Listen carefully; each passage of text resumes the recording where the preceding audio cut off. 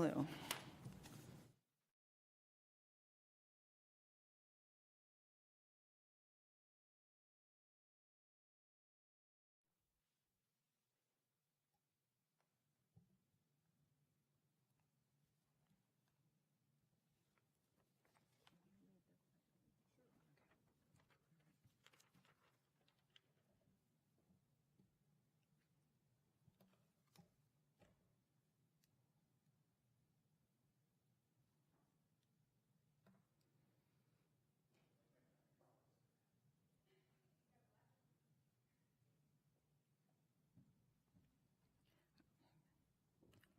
Are we ready? Recording in progress. Is that a go? Good evening. I would like to now call to order. Okay. Sorry, 1 minute, check. I'm used to singing in a rock band. Okay, check, check. Can everyone hear me? Is that better? Good evening, everybody. I would like to now call to order the Wednesday, 12 October 2022 regular meeting of the Board of Governors for Pima Community College. This is a hybrid meeting being recorded and live streamed on PCC TV. Welcome Pima family, board members, staff, faculty, administrators, guests, Chancellor Lambert, and most especially to our students to whom everything we do is focused. The first thing I would like to do is call for a roll call. Mr. Sylvan, would you like to take roll? I'd be glad to. Thank you, Chair Ripley. Mr. Klinko. Here. Ms. Garcia. Here. Thank you. Dr. Hay. Here. Mr. Gonzalez. Here. Ms. Ripley. Here. All board members are present. All present. One attending remotely. Thank you. We have 4 board members present here at the district office and 1 joining us via Zoom. I would like to now ask the Chancellor to lead us in the Pledge of Allegiance. I pledge allegiance to the flag of the United States of America, to the republic for which it stands, one nation, under God, indivisible, with liberty and justice for all. Thank you.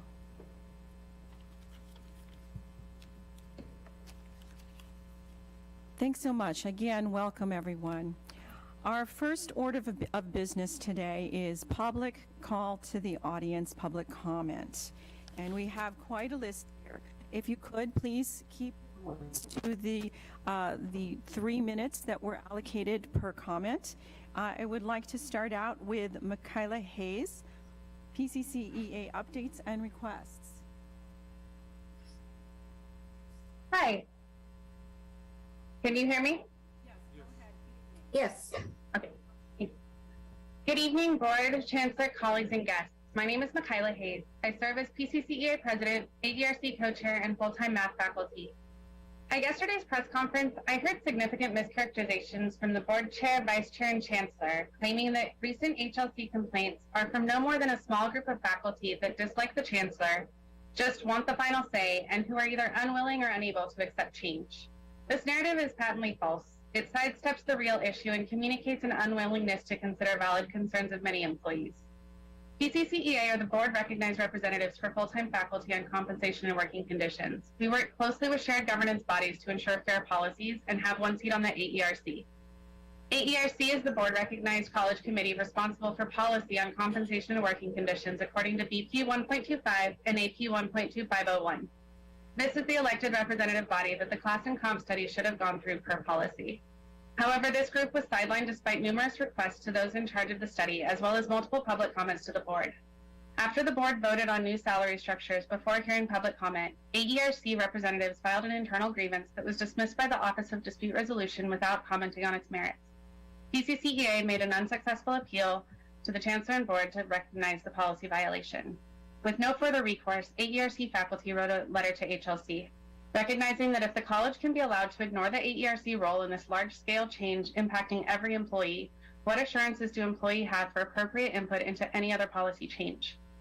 Faculty Senate, Pima's college-wide academic governance group, overwhelmingly voted to endorse the AERC complaint letter last Friday. Again, if institutional change of this magnitude can happen without following established policy, this has implications for all shared governance groups. to dismiss near unanimous majorities of the AERC, Senate, and PCCEA Executive Board as simply a small group of complainers who just want their way is to dismiss elected faculty representatives to college governance bodies.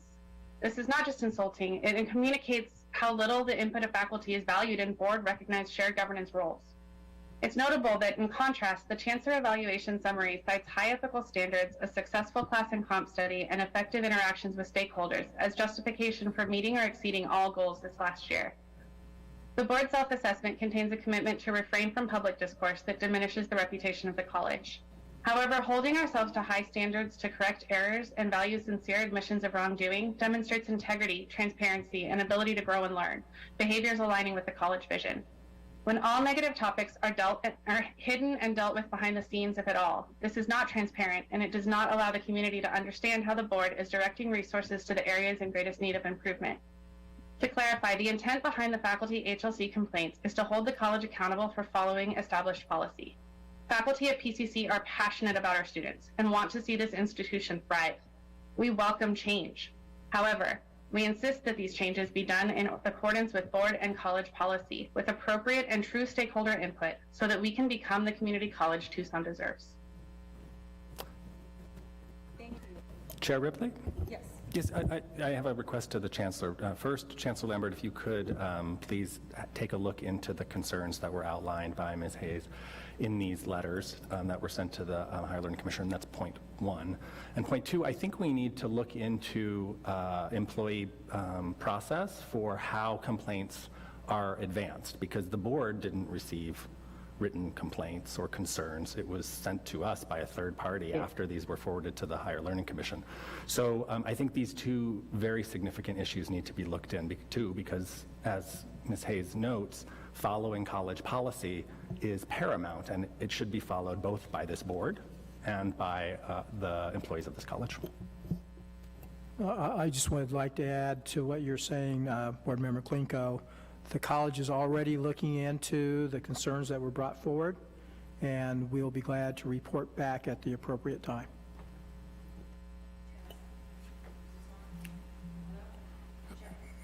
Madam Chair.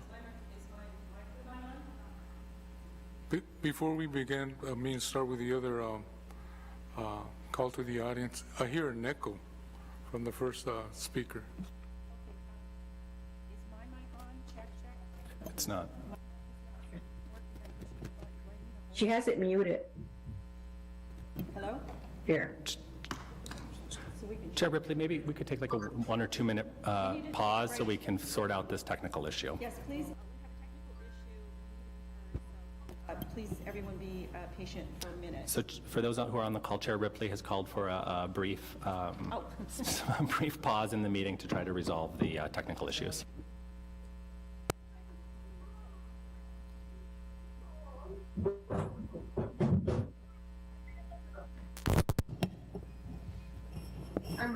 Hello, check test.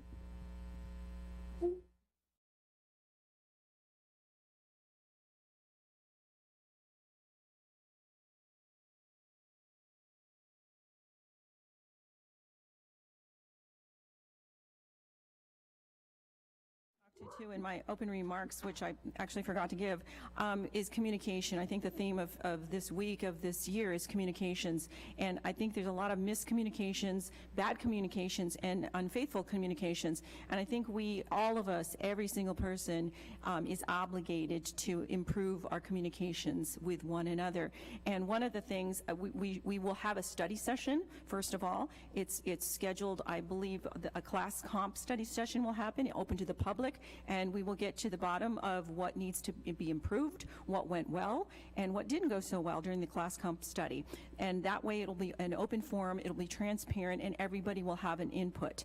One of the other things that I want to, there's a lot of things that I would love to address, but for now, one of the things that's been very confusing to a lot of people is yesterday's press conference was about the HLC decision on their focus visit. It had, I think, we are convoluting the letters that were sent yesterday that are different and new, coming from different people. The comments that I made, that all three of us made, were directed only at the HLC final decision and surrounding the issues about the focus visit. So please take another look at that. With that, any other comments on first? Okay, I will go to the second speaker, Brooke Anderson. Good evening, board members, chancellor, and guests. My name is Brooke Anderson. I'm a Pima faculty member and the vice president of Faculty Senate. I found the overturning of Roe versus Wade to be devastating, and I know I'm not alone in feeling this way. Many people are adversely affected by this decision, particularly poor and working class women of color. In other words, a large percentage of our student population. On June 27th, after the Supreme Court's decision, my colleague, Francisca James Hernandez, emailed the Chancellor, emphasizing the devastating consequences this decision is likely to have on our students, many of whom drop out of college after getting pregnant, and requesting that the Chancellor make a statement in which she expresses support for our students and offer them the information and resources they need to help them stay in school. The Chancellor responded that the college was monitoring the situation, working on the issue with his team, and planning to make a statement. When the semester started in August, Rita Lennon, Faculty Senate President, and I, Vice President, decided to write a statement on the issue in support of college employees and students. We shared it with administration and released it to the greater college community at our September Faculty Senate meeting. The Senate voted in support of Rita and I's statement, and Rita and I followed up by organizing a Faculty Senate-sponsored study session on reproductive health and bodily autonomy. Our goals for the session were to give our entire college community the opportunity to come together and talk about the personal and professional impacts of the Supreme Court's decision, to better educate ourselves and our community about what Pima is already doing to support our students and employees who are women, mothers, parents, and people who can get pregnant, to discuss actionable next steps the Faculty Senate can take to support the success of women, parents, mothers, and pregnant people at Pima, both employees and students. The event featured 10 invited faculty speakers who shared their stories and disciplinary perspectives. 3 invited speakers for the following college services: the ARC Resource Center and Food Pantry, Desert Vista's new Child Care Center, and the Office of Financial Aid and Scholarships. And 3 invited administrative speakers who made comments and shared information about existing college resources. 58 people attended the event, and most stayed for the full 2 hours. The Senate now has a resource folder that includes written statements, information on our current resources, and a collection of ideas for further action from our college community. The Chancellor did follow this event the following Monday with a statement on the recent court rulings. And this work was even featured in a K-Gun News segment that aired on October 4th, titled Pima Community College, Trying to Support Students with Unplanned Pregnancies. Faculty Senate President Rita Lennon and I have a follow-up meeting scheduled with President Doré on October 25th. We are continuing to work with our colleagues on this issue and to collect feedback, actionable ideas, and resources from our colleagues. And we welcome more collaboration and feedback from students. With the board's permission, I would like to keep the board up to date on this work and to share the event resource folder with the board. Any additional support for this work from the board would be greatly appreciated as well. Thank you. Thank you so much, Brooke. Any comments from the board at this point on her request? Thank you very much. I personally support what you're doing, and I know the Chancellor does as well. We, first and foremost, are the care that we take, especially to the women in our community who are living in fear and uncertainty because of this decision, is something that we really need to focus on and ensure that we can do whatever it is that we can within our powers to help them in any way, whether it's resources. I think one of the things that, opening the first daycare center on campus is a big show of support for the women that and the men that work here in terms of child care. But there's so much more in terms of health care that we look to you, Brooke, and your team to give us suggestions about. So thank you so much for what you've done. And yes, please keep on trucking here. Next, we have Mr. Mario Gonzalez.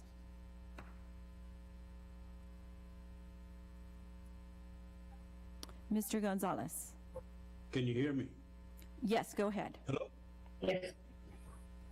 Okay, my name is Mario Gonzalez. In regard to the Chancellor's evaluation, we must consider his annual goals before we can discuss his valuation. His goals should be qualitative, quantitative, realistic, measurable, and achievable. His current goals are nebulous and can't be measured, therefore meaningless. Wrongful terminations of long-term talented employees for speaking honestly about risk management is unacceptable. Inability and failure to encourage, teach, and build management board successful working team is not acceptable. Failure to address, meet student and community learning needs through effective broad-based environmental scan is non-existent. Extensive and expensive use of taxpayer dollars for self-promotion is measurable, but not a useful accomplishment. Teaching and learning interventions that lead to student success, recruitment, admissions, student retention, graduation, employment are important and measurable goals. However, these important measures of institutional effectiveness are not to be found anywhere. Why? Leadership includes student and taxpayer cost reductions. These are successful goals. What happened to this concept? That said, the Chancellor should not be granted either an increase in pay nor an extension to his current contract. There are too many unanswered issues surrounding his performance. In my opinion, the following needs to be resolved before the board gives any type of consideration to either his performance evaluation, contract extension, and financial increase. His refusal to face the media regarding issues facing the college, share the initial draft HLC report, address the AERC concerns, explain his reporting of the threats to fellow board members, explain search tactics on minority board members at the recent college retreat, explain his involvement in non-reporting of his role with NC3 social tech unmodel and so forth, conduct an independent investigation on train contract process, and quit lying that the Attorney General, Auditor General, and College Auditing Finance Committee investigated the process.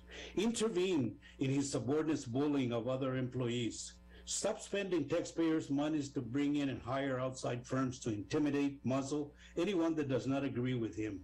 It makes no sense that the actual actors in the current success of the college, namely faculty and staff, have not enjoyed substantial salary raises since 2014, and the board majority keeps lavishing the Chancellor and his chosen complicit staff with substantial raises.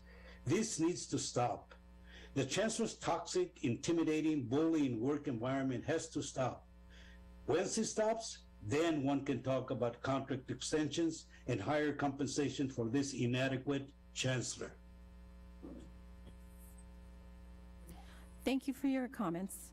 Next, we have Ms. Sally Gonzalez.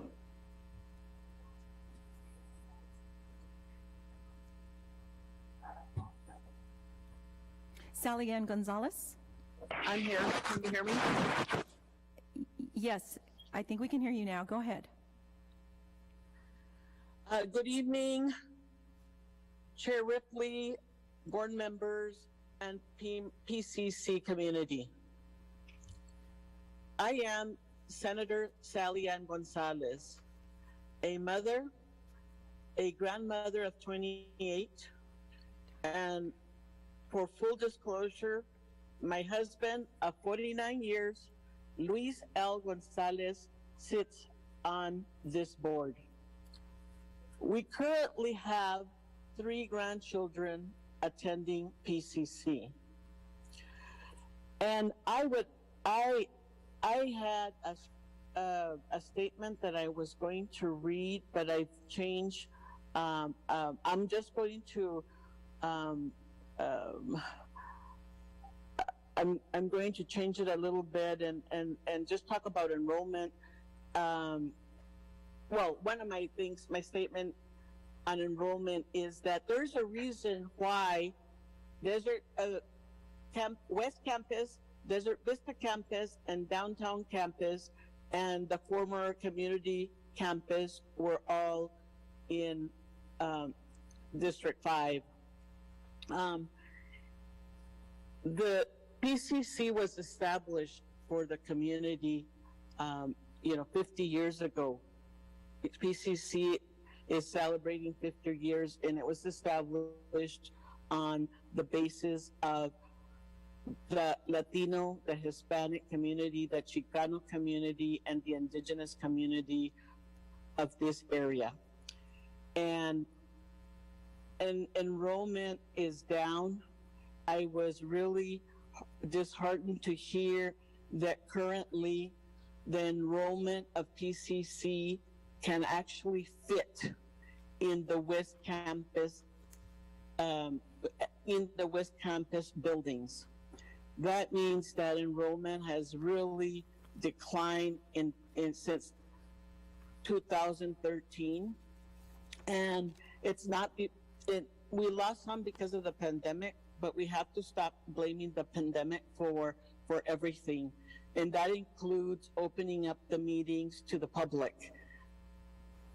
Everybody else has done so.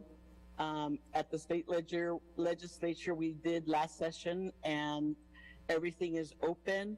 And then one more policy change that I request that I suggest that the board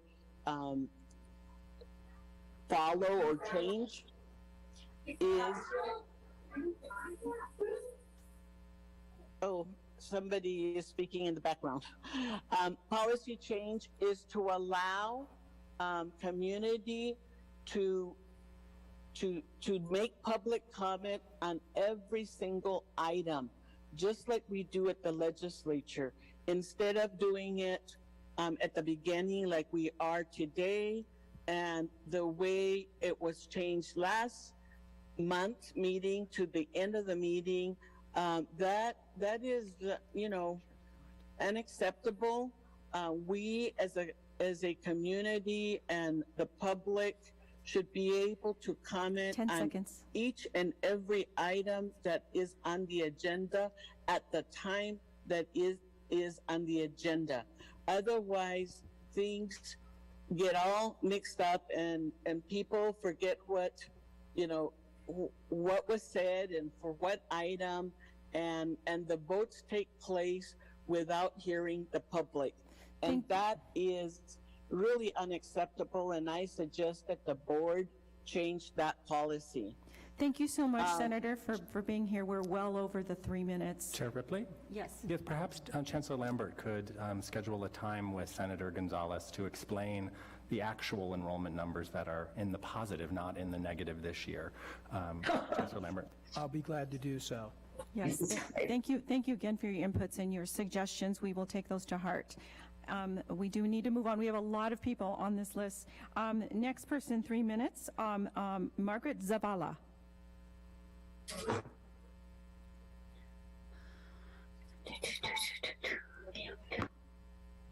Ms. Zavala? Yes, I'm here. Thank you. Go ahead. Hello, my name is Margaret Zavala. I am co-chair of the organization People for Pima. I am an enrolled member of the Pasquayaqui tribe and a former student of PCC. I have earned 2 associate's degrees from this college, in American Indian Studies and in liberal arts. In addition, I am the mother of 4 children. All of my children have attended Pima, and 3 out of 4 are current students. Mr. Klinko, Ms. Ripley, and Dr. Hay, we have no confidence in you.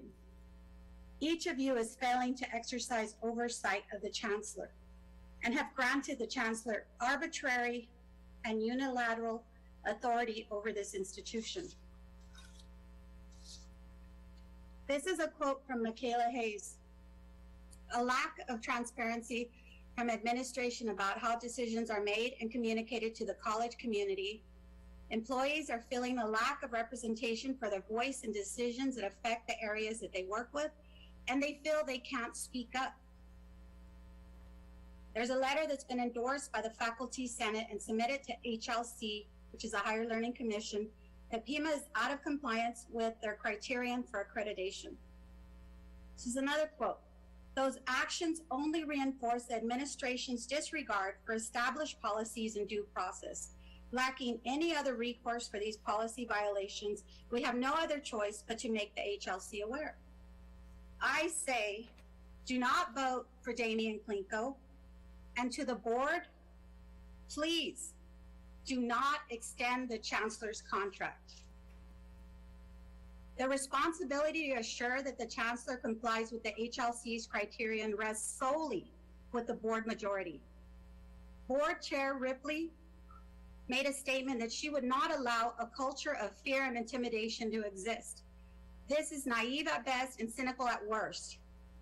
Employees reported to the HLC that they were trapped in a culture of fear, bullying, and intimidation. It's time for the board majority to recognize that you are in office to serve the community. Remember, you are a community college. There are serious problems at PCC, and each of you must accept responsibility for your inaction. Thank you for your time.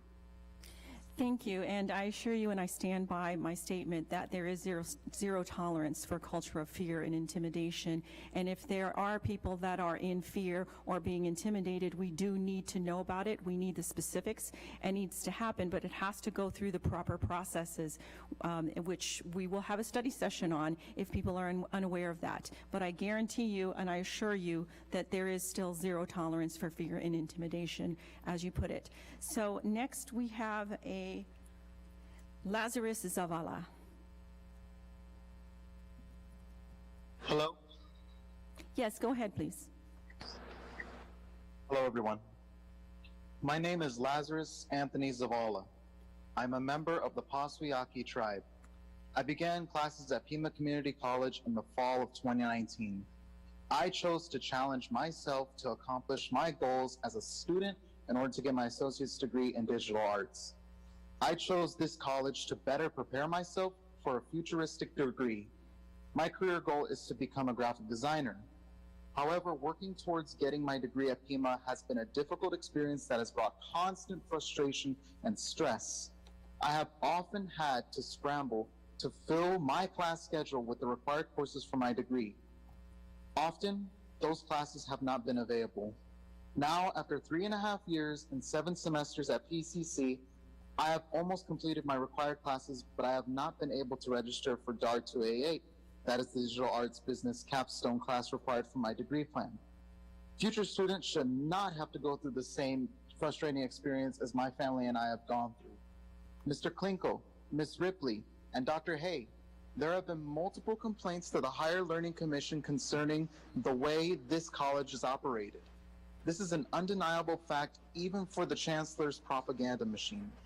I know despite your denials that you are aware that in early October, the HLC required the college to have special monitoring. You are also aware that the focus is totally confined to this dysfunctional board. You are also aware that the faculty and staff have filed 2 complaints with the Higher Learning Commission since last Friday. The faculty has publicly stated that the Chancellor's actions have only reinforced his administration's total disregard for established policies and due process. To those who care about Pima Community College, I say, do not vote for Damian Klinko. To the board, I say, do not extend the Chancellor's contract. Personally, as a student, I strongly support vocational education. But it is clear to me that the Chancellor wants this college to focus on occupational technical education and minimize college transfer and academic opportunities for our community. The board and Chancellor must refrain from questioning the ethical integrity of employees who speak to the media. Mr. Klinko, Ms. Ripley, and Dr. Hay, you have allowed the Chancellor to engage in actions that inhibit employees' right to association and to express their views on matters of public concern.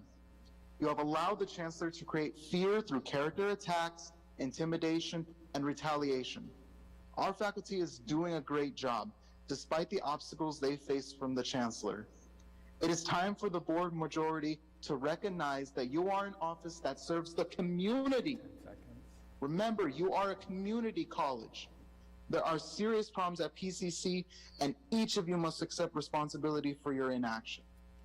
Thank you for your time. Thank you for your comments. Yes, yes, Board Member Klinko. Thank you. Chancellor Lambert, I mean, at the beginning of the commenter's remarks, he outlined some concerns about enrollment. Is that something that we can look into, or is that something that could be addressed?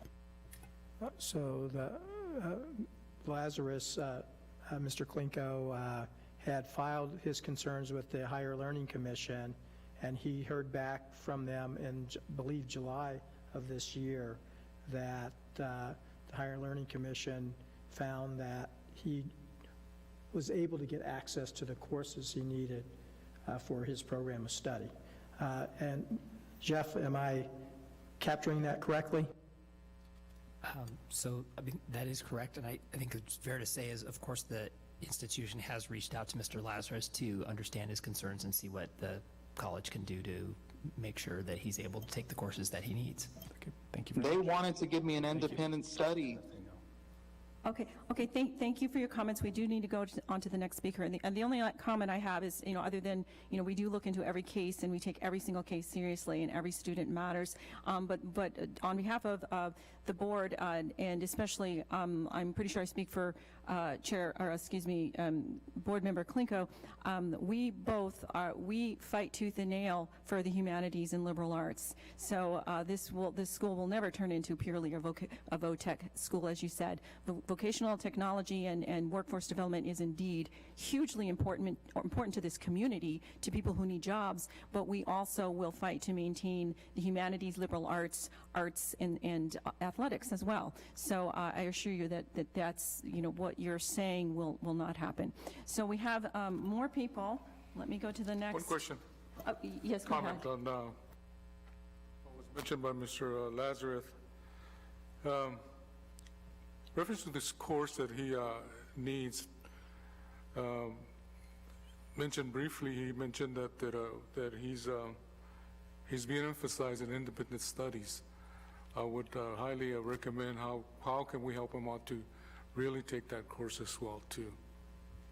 So I can just assure you all that the college has been in communication with Mr. Lazarus to make sure that he can get the courses that he needs, and it's not really a good venue for us to be talking about a specific student matter. Okay, thank you so much. Next we have Paloma McKenna. Paloma McKenna, you're next. Hi, can you all hear me? Yes, please go ahead. Okay. My name is Paloma McKenna. I am 25 years old and a member of the Winnebago tribe of Nebraska. My mother is a member of the Pascua-Yaqui tribe and is an elder. I was enrolled in Pima Community College from 2016 to 2021. I graduated from Pima in 2021 with an associate's degree in liberal arts and psychology. My mother teaches at the Tucson Unified School District and is active in the Yaqui community. I want to ask Damian Klinko, Catherine Ripley, and Meredith Hay, what will it take for the three of you to wake up and see what is really happening at Pima College? Since last Friday, faculty and staff had filed 2 complaints with the Higher Learning Commission. 2 complaints. Within 2 days, 2 complaints were filed by faculty and staff with Pima's accreditor. I am sure excuses will come flooding out of the Chancellor's office, and his board supporters will work with him to spin this story.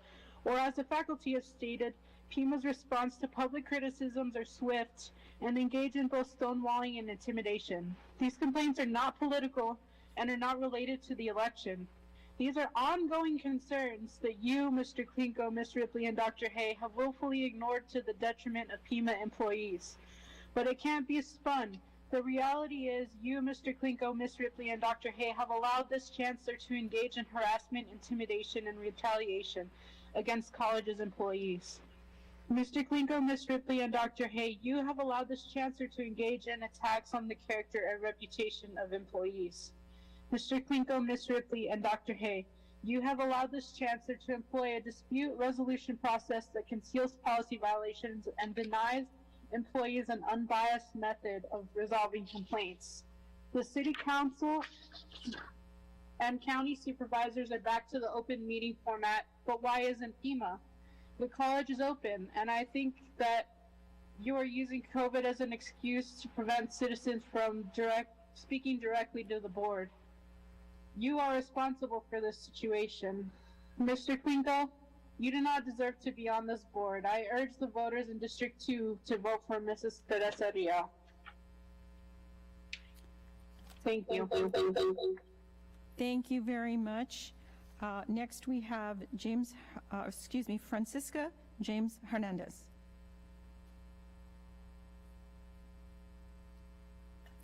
Francisca James Hernandez.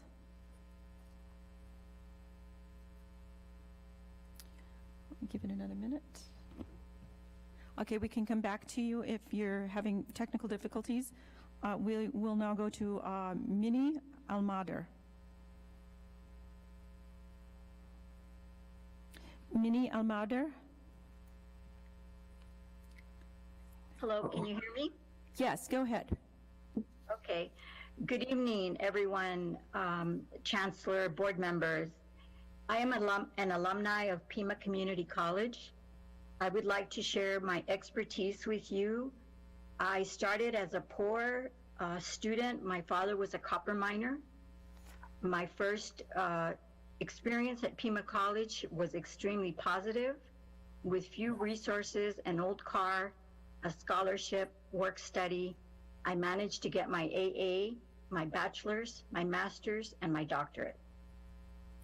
There are 46.9% Latino students at Pima Community College, 37.4% white, 4.6% Black or African American, 2.9% Asian, 1.99% American Indian, and there are some 1.94 students who have mixed race, and 0.39 Native Hawaiian or Pacific Islander students. We have a very, very rich multicultural population. I'm very sad to read, and that's my focus for 3 minutes, is what about retention? Pima College has a lower than average freshman retention rate. In order to graduate, you have to make it past freshman year. Only 59% of students at Pima become sophomores. Nationwide, the average is 69%. What is happening? Why are students not graduating from Pima? And of course, the pandemic has affected all of us. I have a passion to dream and to learn and to get all of our students out of poverty. And I think each of us has to be responsible. And we should step down if we can't do that job. I recommend an outside auditor to review how resources are being spent on retention. I read that there were 2 lawsuits in 2012 by Imelda Huyogan and 2 years later by Leticia Menchaca. A $2.8 million out-of-court settlement was offered. Why can't that money be put into retention programs? That offer was made to one of the faculty members who refused it. I looked at the educational attainment and salaries of those of us that have a bachelor's versus an AA versus a high school degree and the salary differences. For all Americans, 32% have a bachelor's. For all Hispanics, only 16% have a bachelor's. That says something. Our equity in our society, we have to help our students get there. The National Center for Educational Statistics also reports that the salary from 2010 to 2020 did not increase for 10 years for someone who graduated from high school. So Ms. that means Almader, that people are not can you getting wrap out it of up? poverty. We're over 3 minutes. Can you please wrap it up? Thank you. Yes. So my question is, who is responsible for retention, and how can our president, our board get together on this? And I really hope that the future will be changing.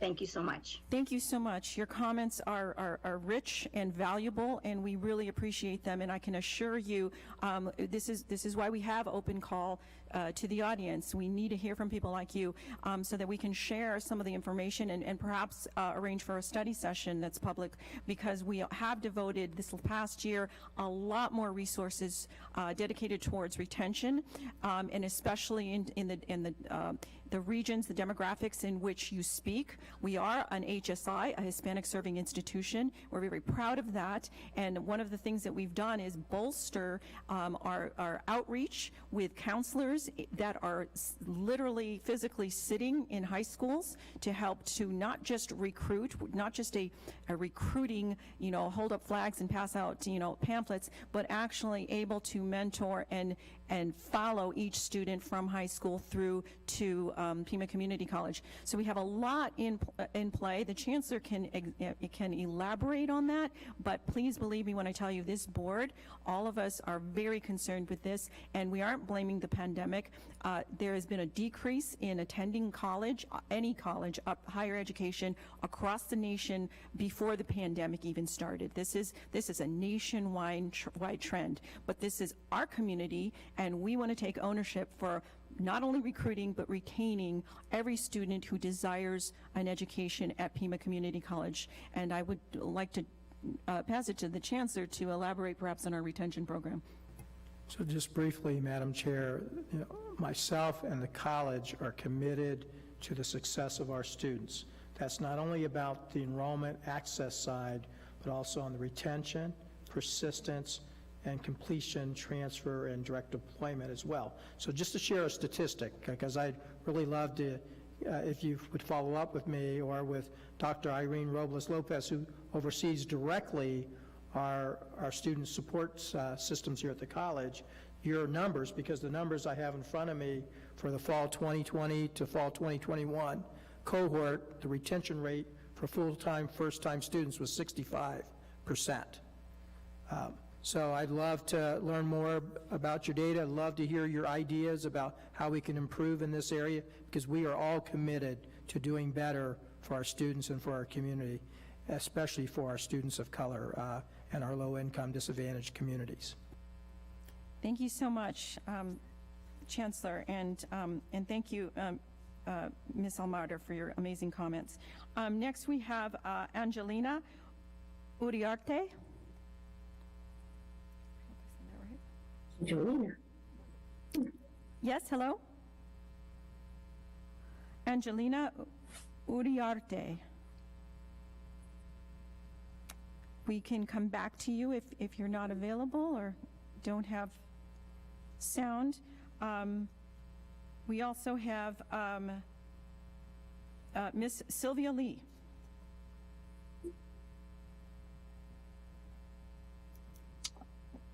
Thank you so much, Chair Ripley. And I'd like to say that many of you may know me. I am a former PCC president, Dean of Instruction, and Dean of Student Development who retired with 30 years of higher ed experience from multiple institutions, as well as I served on the PCC governing board from 2013 to 2019. The most important information about me is that I'm born in Tucson and that I am a proud PCC graduate myself. I want to thank the past and current dedicated faculty, staff, and administrators who all have cared and who still care deeply about our students. I do want to address some of the, I want to say that I am all too familiar with some of the speakers with the anti-PCC, anti-chancellor, anti-governing board rhetoric, specifically from Mario Gonzalez and Luis A. Gonzalez. I'll call them from now on the Gonzalez brothers.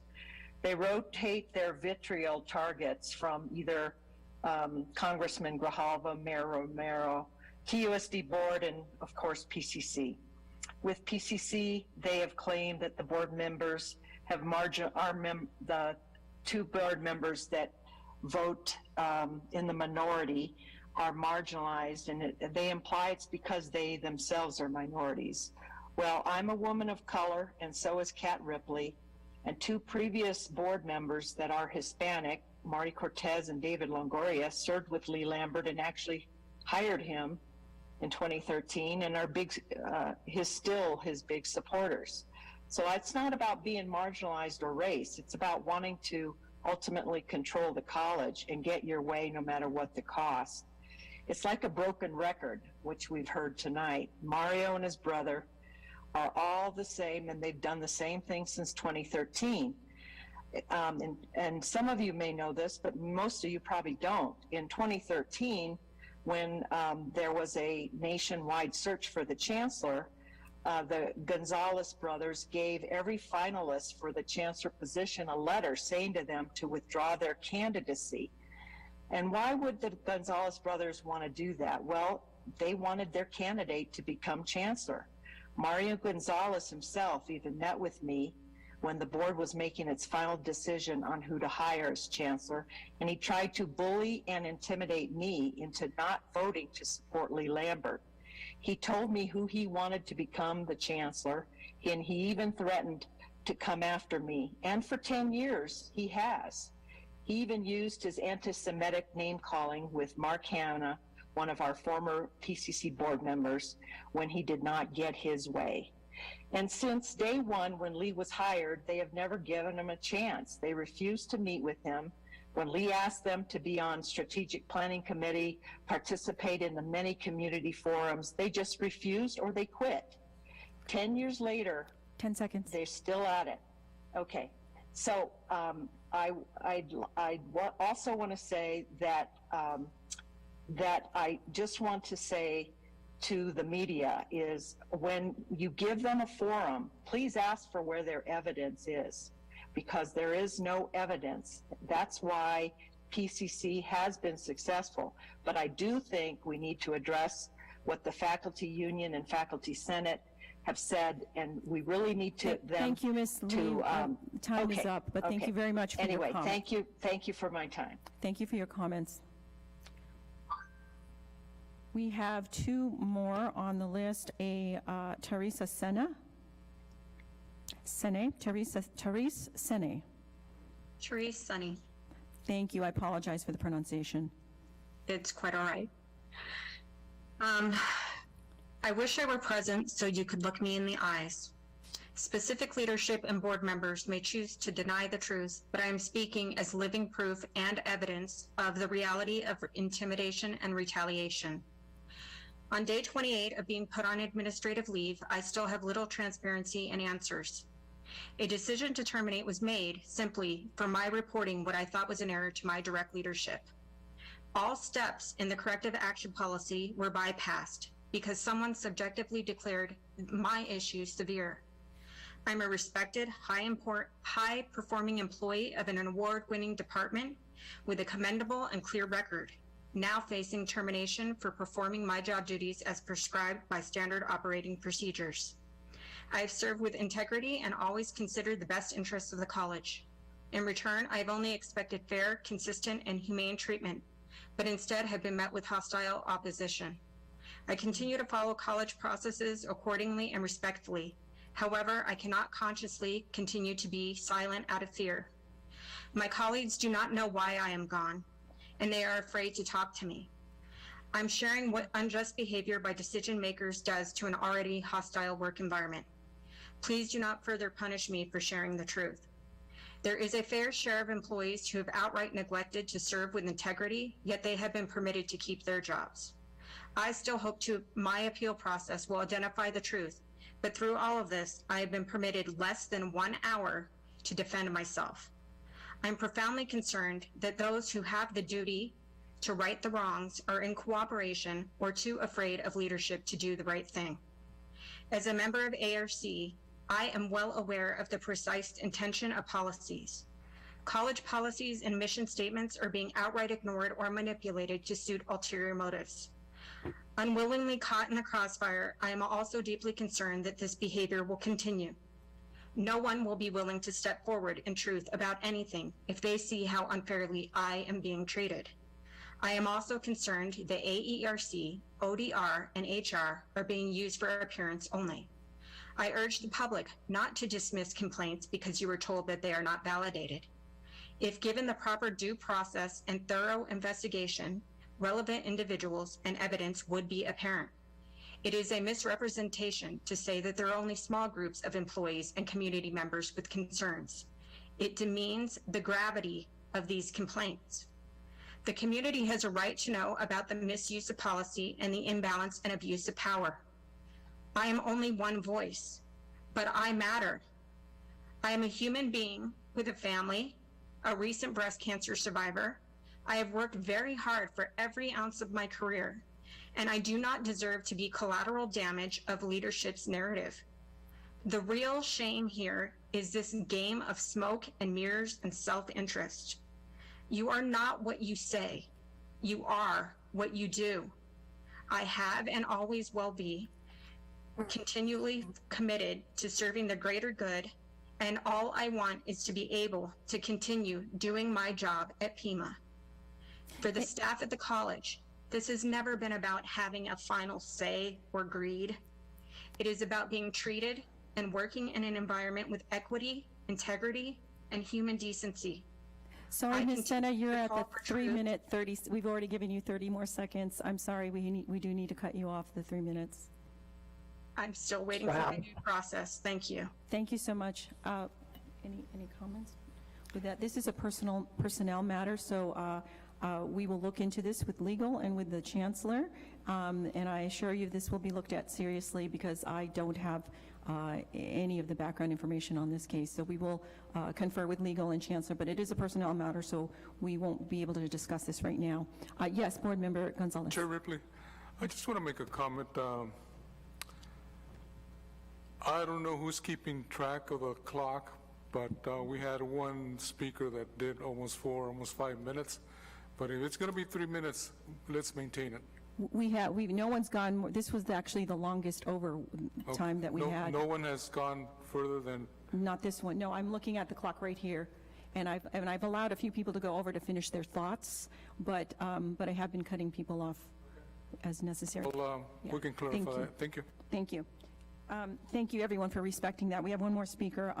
Michael, and I apologize for the pronunciation, Guyman.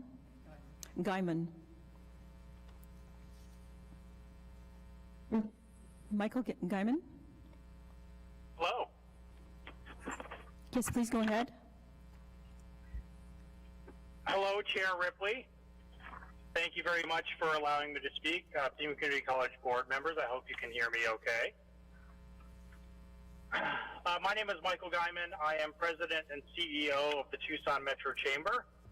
And, my comments are mainly going to be focused on the HLC letter that was sent on October 6th, last Thursday. There's been a lot of talk, a lot of discussion, even some reports based on a draft report from the HLC. And the letter has confirmed that every recommendation except one was refuted due to lack of sufficient evidence. The HLC maintained the recommendation that the college clarify the roles of the Office of Dispute Resolution and Human Resources regarding employee complaints, which I think some of these have come up during the discussion this evening. But the bottom line is that the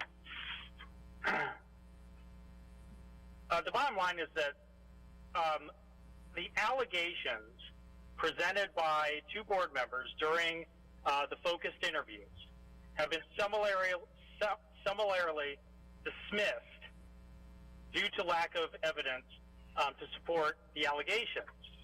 So there's been, again, a lot of talk of these allegations, which in my opinion has really taken the conversation away from the purpose of the college, which is to serve the students, which is to serve the community, which in my opinion, the college has done extremely well. Pima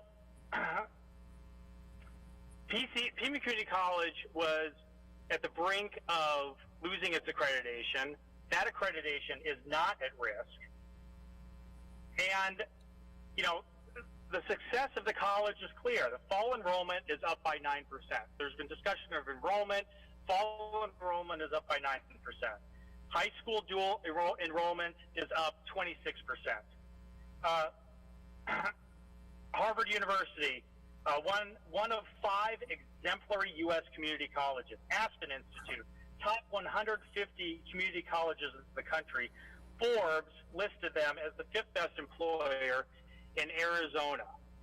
I really can't find a better partner in Pima Community College, especially with the work that the Tucson Metro Chamber has done in workforce development, which is relatively new. But we knew that we could find a strong partner in Pima Community College to develop the kind of programs and to sit down with industry 5 to seconds. make sure. Yes. Go ahead, wrap it up. 5 seconds. Sorry. Oh, yeah, sorry. To make sure that the skills that we need in this community are developed. The HLC letter is clear. The allegations are not true. They are not supported by evidence. I am a strong supporter of the college and Chancellor Lambert's direction. Thank you. Thank you so much for your comments. That concludes our call to the audience. Any comments from the board? Okay, and before, oh, I'm sorry. I need to go back to some people that perhaps had technical difficulties. Francisca James Hernandez, are you here?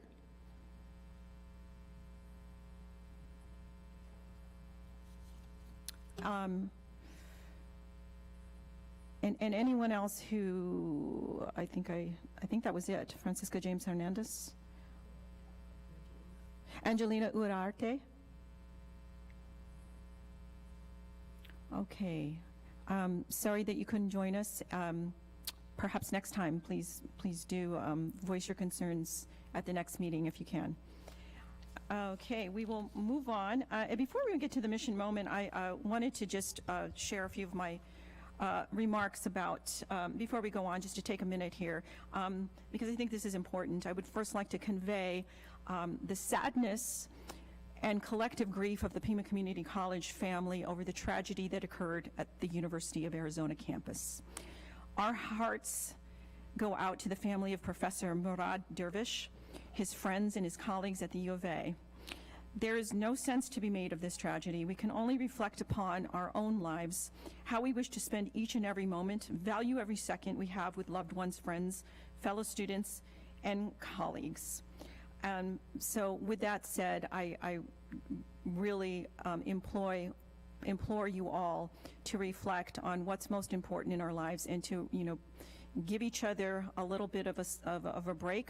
When you see someone that needs help, please reach out. And later today, we will be hearing from our Chief of Police on safety and security as well. This is something we take very seriously. Here at Pima, we're sister to the U of A. We are deeply affected, and we'll be hearing more today regarding the serious and careful work we've devoted to safety and security of our people, our facilities, and the campus. And the decision to make our board meetings still hybrid is threefold really. Yes, there's health, but there's safety and security, which safety and security is as chair, is my responsibility, and that is a decision that we've made based on a lot of input from our security forces here. And we will go back to public. We welcome that. I prefer it. I would rather be in the company of all of you. But with that said, it does open up, when we have a hybrid board meeting, it does open it up to more people that can attend who wouldn't otherwise be able to come here in person. So we are happy for that. So anyway, I would also like to briefly touch on, since it was brought up, the decision by the Higher Learning Commission regarding the dismissal of the reviewer's report and the recommendations, and for granting the board's request. I repeat, the board's request for continued monitoring. The request for monitoring came from myself and our vice chair. We appreciate that their letter affirms the college's and the HLC's, Higher Learning Commission's, reliance on fact-based evidence, not hearsay, not innuendo, not accusations that have no documented evidence. We will hear more about how HLC demands fact-based evidence in their work later in this meeting. We therefore welcome the HLC's continued monitoring of the board as we ramp up and continue what we are already doing. We'll do more of it, and we'll do it better. Monthly or twice monthly training sessions focused on board roles and responsibilities, open meeting law, board conduct and ethical behavior, and board obligations to this community and to our students. As chair, I've tried to encourage board conduct and ethical behaviors, as our sole purpose as board members is to provide oversight to ensure that Pima Community College, the Chancellor, functions smoothly, efficiently, and effectively as optimally as possible, both operationally and administratively, in order to provide the best possible education for our students and our community. And let me say this as clearly as I can. We, the board, will hold each other accountable for breaches in ethics and unlawful behavior. This is how it works. We have to self-monitor. We have a full agenda, so I don't have time to go into that. We will go into it more, and we will have a study session that will address the HLC response and their final decision, basically, because there is a lot of confusion out there, and we really want to be able to tell everybody exactly what they want to hear and what they need to hear. So we have a full agenda, so I don't have time to thank every person that has done a fantastic job this past month. Know that we are all immensely proud of you. I'll limit, however, to a couple personal shout outs. One to the Adult Basic Education for College and Career Time, ABAC, led by Assistant Vice Chancellor Lori Kierstead Joseph. Seeing you all last month, a few weeks ago really, and every time I see you all, it brings me pure joy, because it is pure joy and unadulterated joy that I see radiating, seriously radiating from your students. That is all you. Our refugee program brought me to tears when I visited ABAC, when speaking to bright and talented young people from the Democratic Republic of Congo, where I once served in the military. You cannot know what their lives have been like unless you've been there. So again, thank you, Lori, and your beautiful team. I also went to West Campus last week, just Friday, for our Emerging Leaders program. Immense gratitude to the student life coordinators at all of our campuses for the devotion, personal attention, professionalism, enthusiasm, and attention to detail they place every single day in ensuring our students are taken care of in every way. I had the pleasure of speaking at their Emerging Leaders Conference last week, and I was blown away by Jennifer Wellborn's staff and all the leaders at every campus. It was a beautiful breath of fresh air, so thank you so much for that. And so finally, I would also like to plug Pima Community College Arts, PCC Arts, for their fall play, Bagels and Ballet, which I plan to attend this weekend on Sunday. Thank you for keeping the arts alive. For without it, the crudeness of reality would be unbearable. So with that, I'd like to return back to the agenda, and the next thing is our Pima mission moment. We have 10 minutes, and I would like to turn that over to the Chancellor. Madam Chair, I'd like to invite Phil Burdick and our presenters on our partnership with the Gospel Rescue Mission. As you know, Madam Chair, recently we were part of an event that was held there to recognize Pima's commitment to providing the training for the folks who are housed, who are typically have been homeless, who have been previously incarcerated. Some have been former drug addicts, issues with alcoholism, and many other challenges they have faced. So we're just so honored to be part of that. So Phil, I'm going to turn it over to you.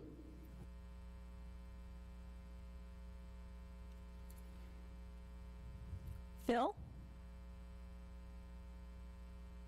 Hi, good evening, everyone. And let me turn it over to Marcy Euler, who will share a few words, and one of the students who is at Gospel Rescue Mission and underwent some of the job training programs. Marcy? Thank you. Chair Ripley, governing board members, Chancellor, faculty, staff, students, and guests. Thank you for inviting me to share a new partnership between Pima Community College, Pima Foundation, the HSL Family Foundation, and the Center of Opportunity. This project was born out of a need to support the rising population who find themselves homeless or on the brink of losing a roof over their head. The partnership has the potential to be a model for the state and the country to move homeless individuals to a self-sustaining living wage. Humberto Lopez, local businessman and philanthropist, developed the Center of Opportunity in partner with a local homeless shelter that provides many wraparound services beyond a bed and a meal. What was missing was a robust training program to allow learners to gain the important skills that allow meaningful transition to the workplace. To address this issue, PCC Foundation was gifted $250,000 to invest in providing training at the Center of Opportunity. The programs offered on site include information technology, culinary arts, commercial driver's license program, and a building and construction technology lab is being built at the center to train plumbers, HVAC, carpenters, and the skilled trades in the building industry. The first cohort of IT students has completed their coursework, and the second cohort is in progress. Culinary and CDL are also underway. On September 22nd, Mr. Lopez pledged an additional $250,000 toward this project. Pima Foundation, alongside the Workforce Development Team, were also recently selected to receive a large sum toward this project over the next 3 years, and you'll hear more about that in the future. But my words are nowhere near as powerful as a student who has participated in the program. So please meet Shannon, a Center of Opportunity guest.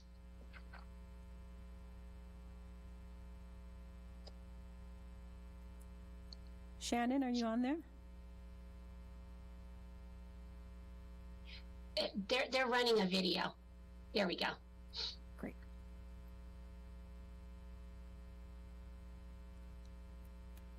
My name is Shannon Chinesca. I am Mescalero Apache in Taos Pueblo. I am from New Mexico. I lived in Washington State for many years, and I was a caregiver, live-in caregiver. And my person ended up going into long-term care, so her family was moved. I didn't have enough time to get resituated, and so that's why I'm here. I really signed up for the Google IT course so that I can stay a little bit longer, so I can get a full-time job and get an apartment. I just wanted to do that and keep going, but in the end, I'm a part of a community now. For me, this Google IT means a lot to me. I didn't know that I wanted to go into technology, but I really like the Google IT course, and I plan to keep going to Pima. I've already talked to them. Even though I do have a degree, it's not...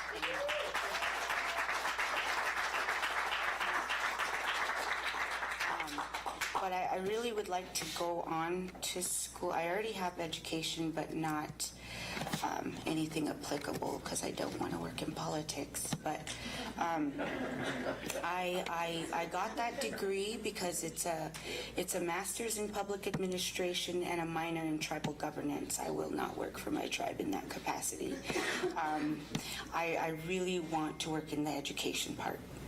I really want to work with students, and I really want to work with people going back to school, and I really want to teach technology. So thank you for that. That's what I've got from this. So.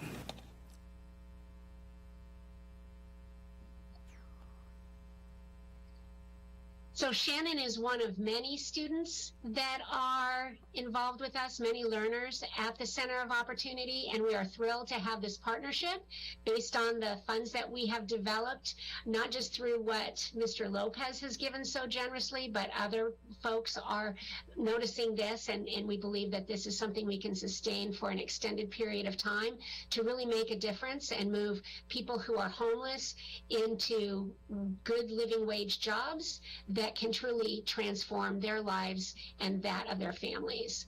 I'd love to answer any questions you might have.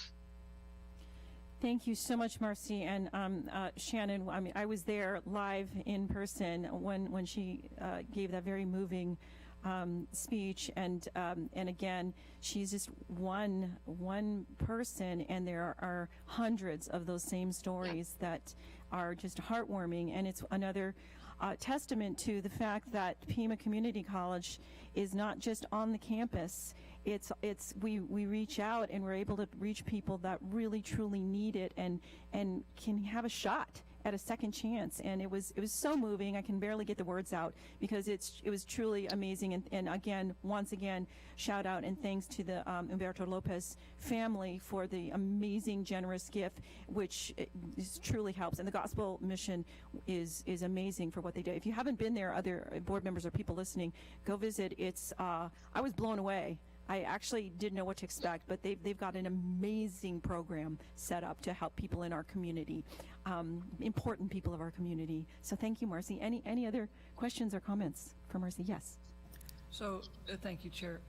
Marcy, I want to congratulate you and your team for pulling this together. It's an outstanding opportunity for our students, and it's really a cutting-edge example again. Pima Community College is leading the way for the state and for the country, and I'm very, very proud of you and the team and the students who you're helping. So thank you very much. Thank you, Dr. Hay. Yes, again, and thank you. And again, it's a win-win-win. I mean, it's a win for our community because now we'll have viable community members who have certifications in education that can get real jobs and support their families, and it just keeps, I don't like the term trickle down, it trickles out, it trickles up, it trickles everywhere. It's amazing, and it's not even a trickle, it's a hose. Yeah, so spray the joy all over. So thanks so much, Marcy. Any other comments, Chancellor? Okay, thank you to the foundation. Thank you for what you do, Marcy. Thank you. And now we go to thanks so much for that Pima Mission moment. Next, we will have time for administration reports. First up is safety and security update from Chief Michelle Newhouse, our Pima Community College Police Chief, and Bruce Westberg. So, Chief, I hand it over to you.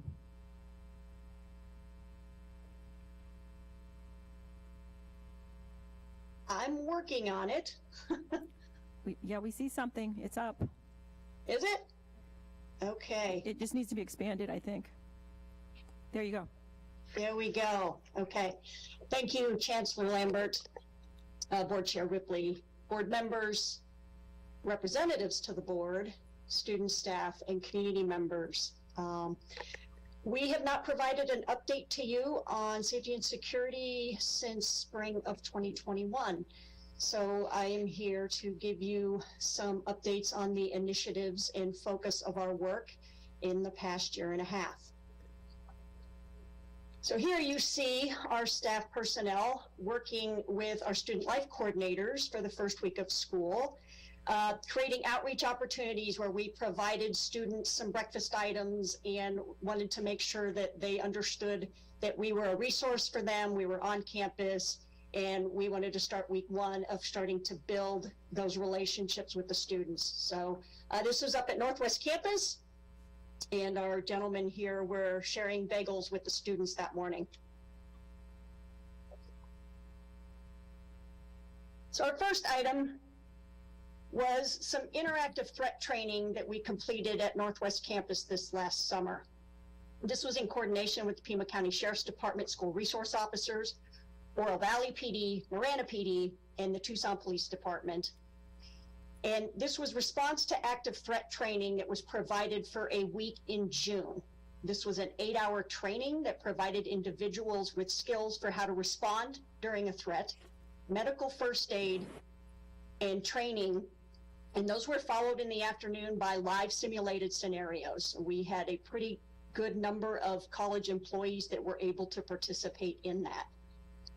We took those concepts that were covered in that training, essentially the run, hide, fight, and we coordinated with the VPs to make sure that divisions and departments that were interested in receiving that kind of training had those concepts applied to their space, their work environment, their office space, so that they understood what their options were in the place that they work.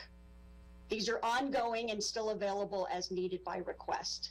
We have also emailed a college-wide invitation to a Secret Service presentation on prevention of targeted school violence that will take place at the TCC on October 24th. they shot that out far and wide. They want all K through 12 higher ed, basically staff and employees, the ability to attend that and receive that important information and analysis and research done by the Secret Service. This last summer, we were able to complete fire evacuation drills at all of the main campuses. This allowed us to assess the response of our CAT teams, the safety systems that are in place, and our ability to check their effectiveness, and it also identified areas of improvement for us since we've really not had in-person evacuation since prior to COVID. One of the things we identified was our CAT team's inability to really communicate effectively. So about 6 months ago, radios were ordered for them. Those have been delivered, and that will enable all of our CAT teams to communicate within their teams during an emergency. A training program has been developed and will start with the Desert Vista CAT team this month. They will be trained on how to use that radio and to have effective communication among their teams. All locations moving forward will have that same communication capability and training offered. We continue to review our draft department policy and language. This requires us to insert the IACLIA, which are the International Association of College Law Enforcement Administrator standards, into those policies, which lays the path for us toward accreditation. There are over 600 standards or individual policy language components that have to be embedded in our policies. Some of these also require that we vet them through additional college departments such as HR and legal because of the nature of the content of those. So we continue with those in that path towards our accreditation. We are engaged with our regional partners with regard to coordinated active threat response protocols. But in addition to that, we are currently conducting single officer response to active threat training for our internal department personnel. These are scenario based and are being completed at M&S over this past weekend, and we will conclude those this upcoming weekend. I want to thank the PCC employees who have volunteered to be our role players. They've committed their time on their weekends, and this really contributes to a realistic training environment that improves our training experience. In February of 2023, we are planning on sending many of the behavioral assessment team members to a NABITA conference in state. That's the National Association of Behavior Intervention and Threat Assessment. I just want to remind everybody, the behavioral assessment team is one of the prevention and monitoring tools of the college with regard to individual behavior concerns and cases. That is on the front end, kind of on the prevention and case management end. This last winter, fall, February of 2022, we were able to provide COOP training, which is continuity of operations planning, to all of the campus VPs. This will move us towards our efforts with emergency response planning. This will develop a plan for each campus that outlines operational contingencies after an emergency event has occurred.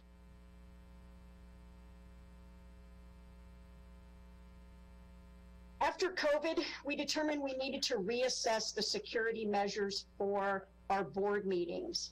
A thorough review of the protocols and the boardroom layout and infrastructure were conducted, and recommendations made that include security screening at all board meetings for all attendees. This was recommended to include study sessions and retreats to ensure the safety of our elected officials and the attending public and staff. Prior to COVID, when we had in-person meetings, it was pretty clear we had holes in our protocols. We had employees that would come down the stairs or the elevator and they would bypass the security. And if you're going to have safety and security protocols, they need to be relatively foolproof without exceptions. And so it was just easier to move forward post-COVID with applying those security measures to every individual that attends the board meetings. And then we don't have staff get confused about who has an exception to the policy and the practice and who does not. The department passed its biennial audit from Arizona DPS, and that's the body that governs our access to the state and national criminal databases along with motor vehicle. Access to those systems is one of the criteria that allows us to actually exist as a police department. We have continued with our evidence room review and purge. Cases have been reviewed up to year 2017, and evidence has been purged up to year 2014. We had case evidence in that evidence room dating back to the late 90s. Some of that has to be retained because of the nature of the case, but we had a lot of evidence that really just needed to be purged out. It was a matter of putting resources towards that project. That will continue for a bit longer, but we have made tremendous progress. Additionally, 2 cameras have been installed in that evidence room to ensure the integrity of our evidence room content and practices.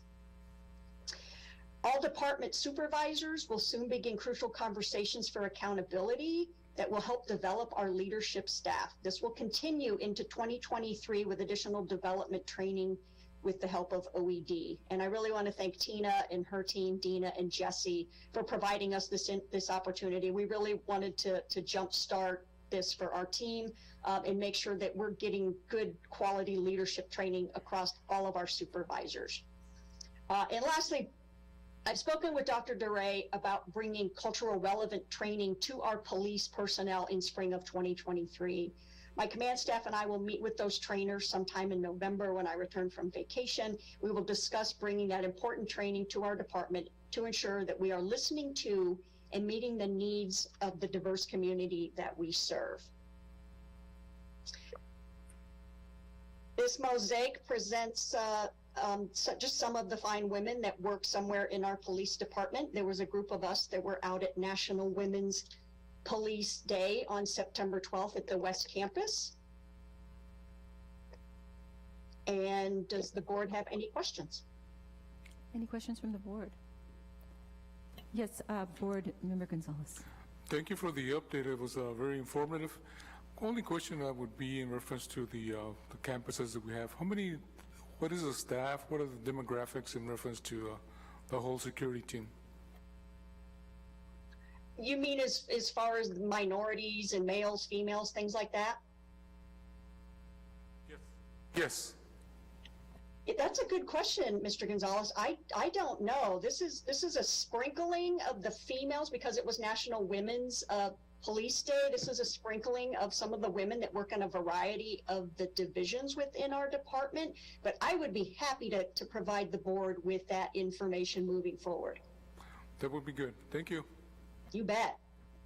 Thank you. And I think that was the last bullet that you had was more training on cultural relevant training, basically. Yeah, I just want to ensure the board, I meet with every applicant that applies for our police department to wear our uniform and represent our department in our community. And I definitely seek out diversity opportunity as much as I possibly can. We really seek out those underrepresented communities within overall society, because I really feel like that diversity broadens our ability to connect with our community and have a better understanding. And the more we can share that diversity internally, the more we're better to meet the needs of the broad community. So yeah, very focused on diversity within our department. Thank you, appreciate it. Any other comments? Yes, Board Member Hay. Thank you, Chair Ripley. I just want to thank the chief and all of her staff for all they do every day to keep this campus safe, the students safe, and the staff and the faculty.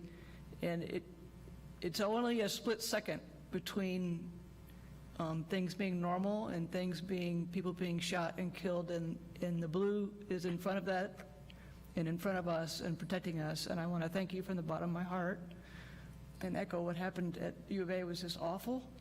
And it was the police who were there in seconds responding, putting their lives on the line. So thank you for all you guys do.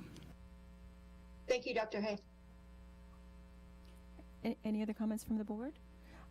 Chief Newhouse, I would like to personally thank you for all you do on a daily basis. You have your hands full in an oftentimes thankless job on 5 campuses, and I commend you for your leadership first and foremost, your managerial skills, let alone your operational wisdom and knowledge and experience. It's so important, and we're very fortunate to have you leading the safety and security of our campuses. So keep going.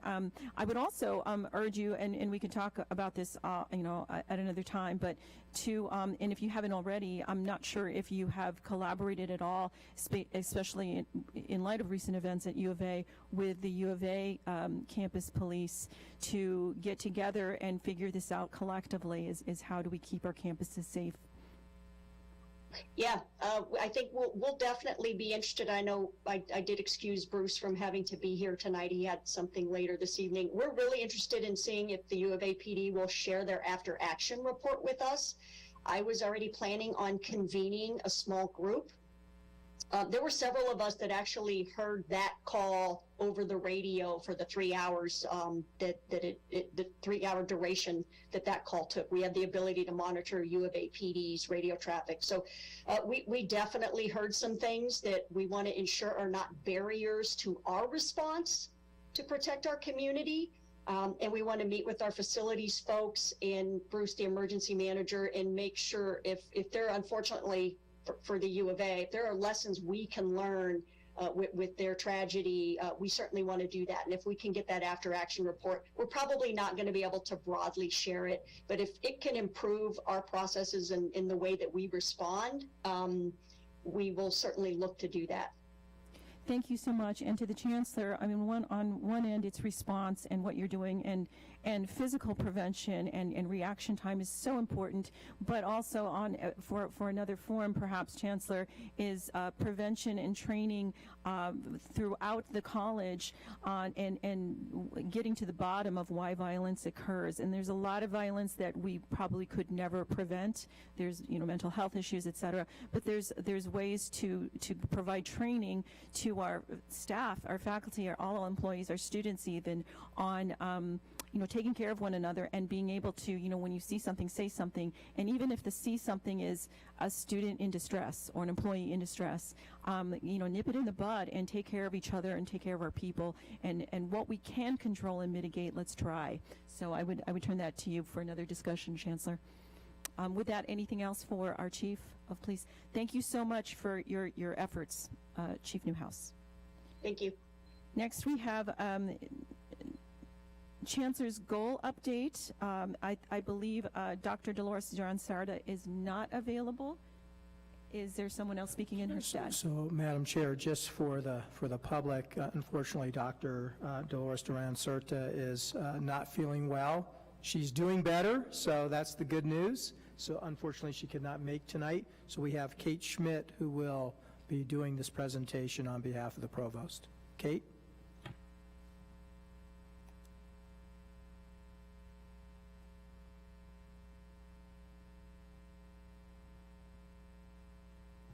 Kate, we can't hear you.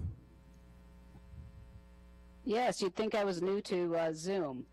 So, Dolores did ask me to share that these are complications, complications relating to a positive COVID test, and I think it's just a reminder that even though we think we're out of the woods, if we're boosted and and immunized, it's still a pretty serious illness. So I'm giving. Essentially, I think later on the agenda, the board will be voting on Chancellor's goals. So we're giving a little bit of the context of what's in those goals for academics. On this call are many of my colleagues, deans, and other academic administrators to answer questions that I might not be able to answer.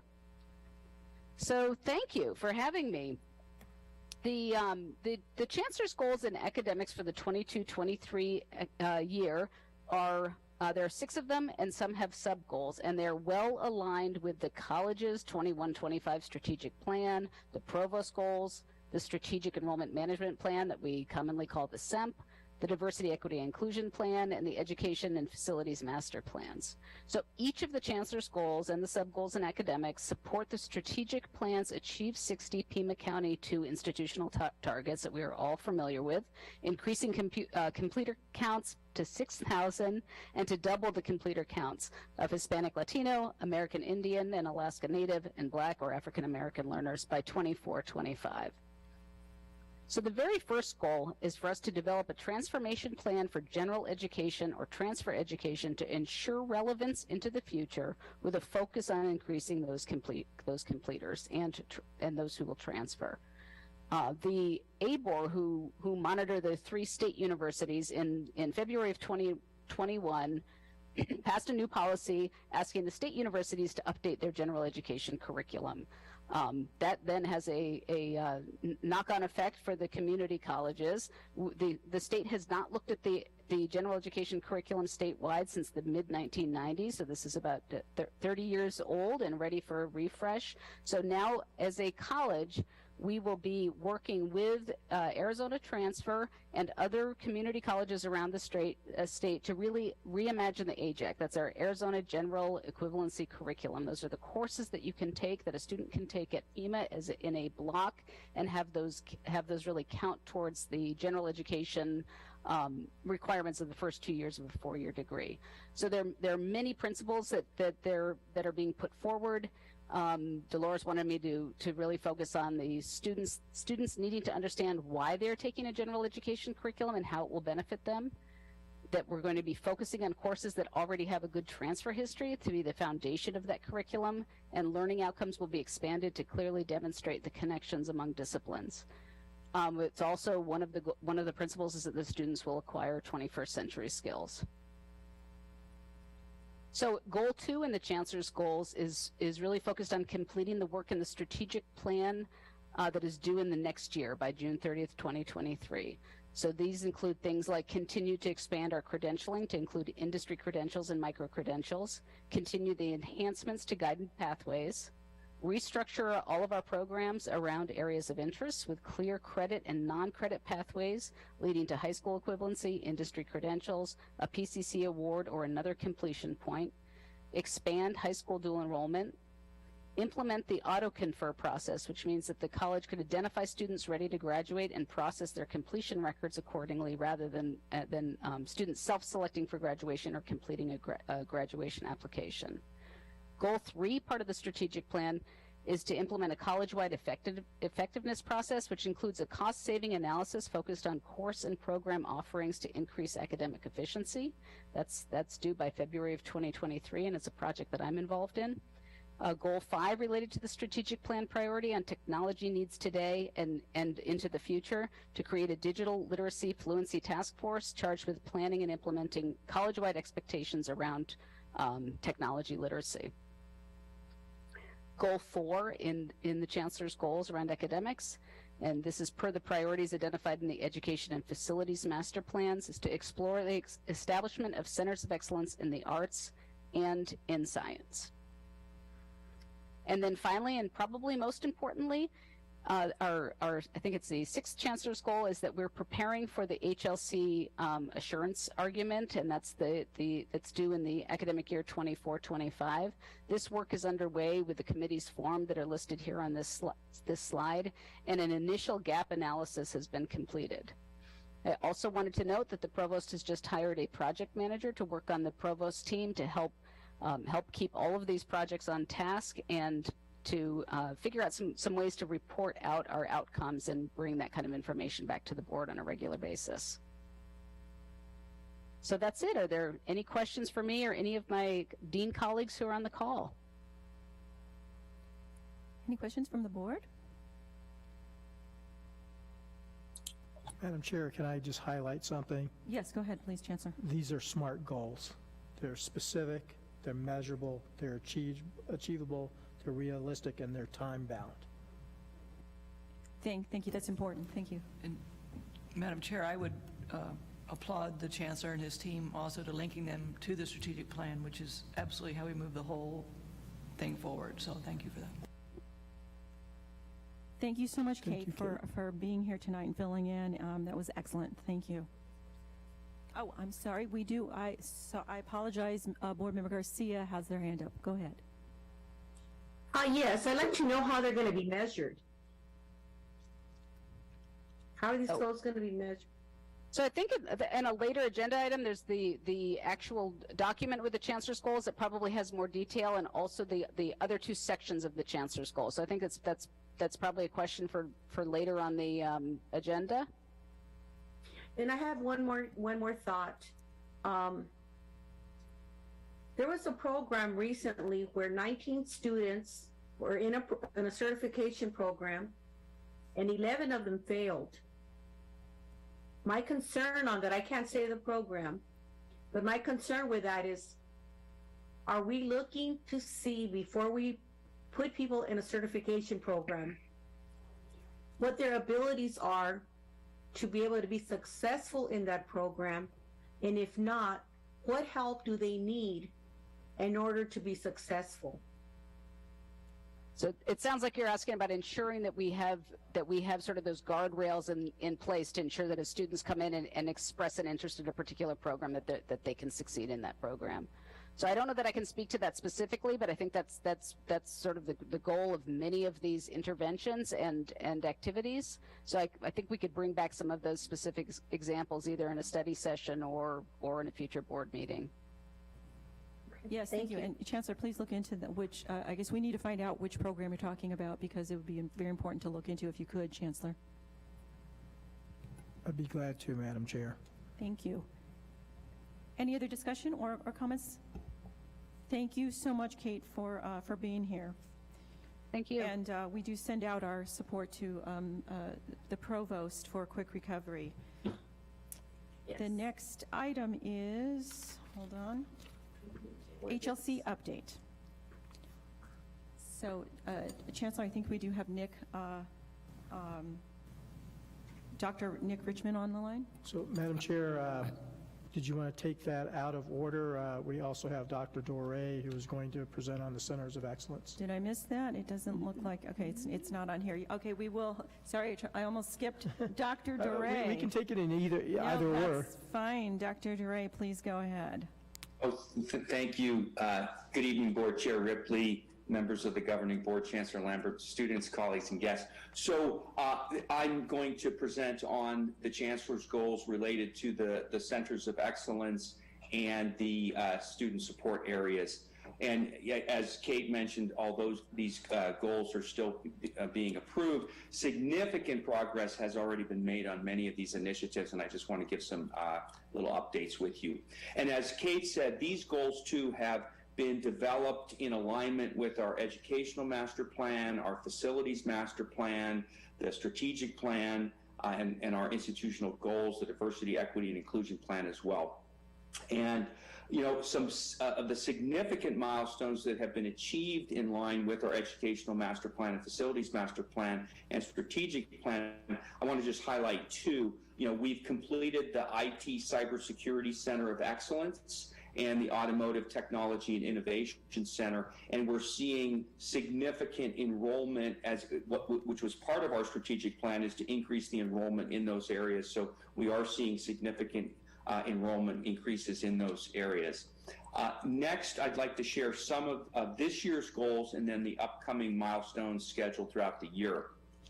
So the first is the Aviation Technology Center. As many of you know, we are planning a ribbon cutting for October 20th, and the contractor is completing the final punch list, but the staff and students are now completely occupying all of those spaces.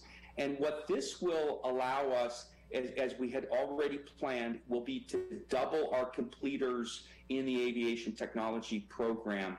And so that's really critical in terms of high wage, high growth jobs and really creating more graduates for this area. And then the second thing I'd like to highlight is our Advanced Manufacturing Center. So complete building work on the Advanced Manufacturing Center is just a little behind schedule. We were supposed to have everything completed by the end of November. Now it looks like we're going to have that all done by December 15th. And so that project is seeing significant activity. And while this will be so important to our region because the manufacturing sector is one of the fastest growing sectors in our region, and this is, again, going to allow us to significantly increase our completers in all of those manufacturing sectors as well. And then the third area I'd like to highlight is hospitality leadership. So we're continuing the work on the Center of Excellence in Hospitality Leadership, which includes the construction of the bakery and pastry kitchen, the Aztec Grill, and then the student-run restaurant. And the board recently approved the equipment package for the bakery and the pastry kitchen, and so the crews are working diligently so that those spaces will be ready for classes in the spring of 2023. And then in terms of student engagement data, I just want to, one of the goals I want to highlight is to support the strategic plan priority, really to rebuild the learner-facing and community-facing processes with a focus on standardization and simplification, and then access to removing those barriers that really limit our learners, as Board Member Gard was articulating. And so what we're doing is using that in student engagement data that was obtained in 2022 to really identify all of the changes that are needed. And then those recommendations will be due by December of 2022 in terms of some of the work that we're going to be doing around really improving our student processes. And then finally, there's some additional sub-goals for the Centers of Excellence in terms of some other upcoming milestones. We will plan to have classes being held in the new West Campus Science Labs in the spring of 2023. The Health Sciences Center of Excellence construction is beginning in the spring of 2023, where we will take both buildings offline. And then the programmatic meetings have already begun for the development of the Drockman properties. And then finally, Workforce Development and Innovation Division has finalized really some standard operating procedures for the Pima Fast Track, and now we're working to scale those micro-credential programs that we've had tremendous success in those areas. And so that just gives you some highlights of some of the Chancellor's goals in those areas, and I'll be happy to answer any questions. Thank you so much, Dr. DeRay. Any questions from the board?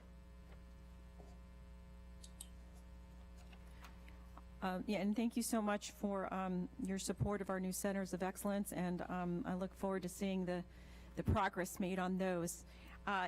So next, now, thank you. No other questions? Any comments, Chancellor? Okay, finally, we have the HLC update. I turn it over to you, Chancellor. Okay. So, Madam Chair, this HLC update has two different parts. So the first part is going to be Dr. Nick Richman talking about the accreditation assurance process. Nick? Thank you, Chancellor Lambert. Chair Ripley, members of the board, Chancellor Lambert, colleagues and guests. If you just give me one moment to share my slides. Okay.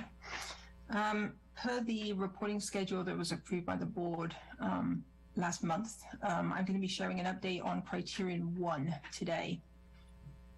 Now, Criterion 1 is all about the institution's mission, specifically that the institution's mission is clear and articulated publicly, and that it guides the institution's operations.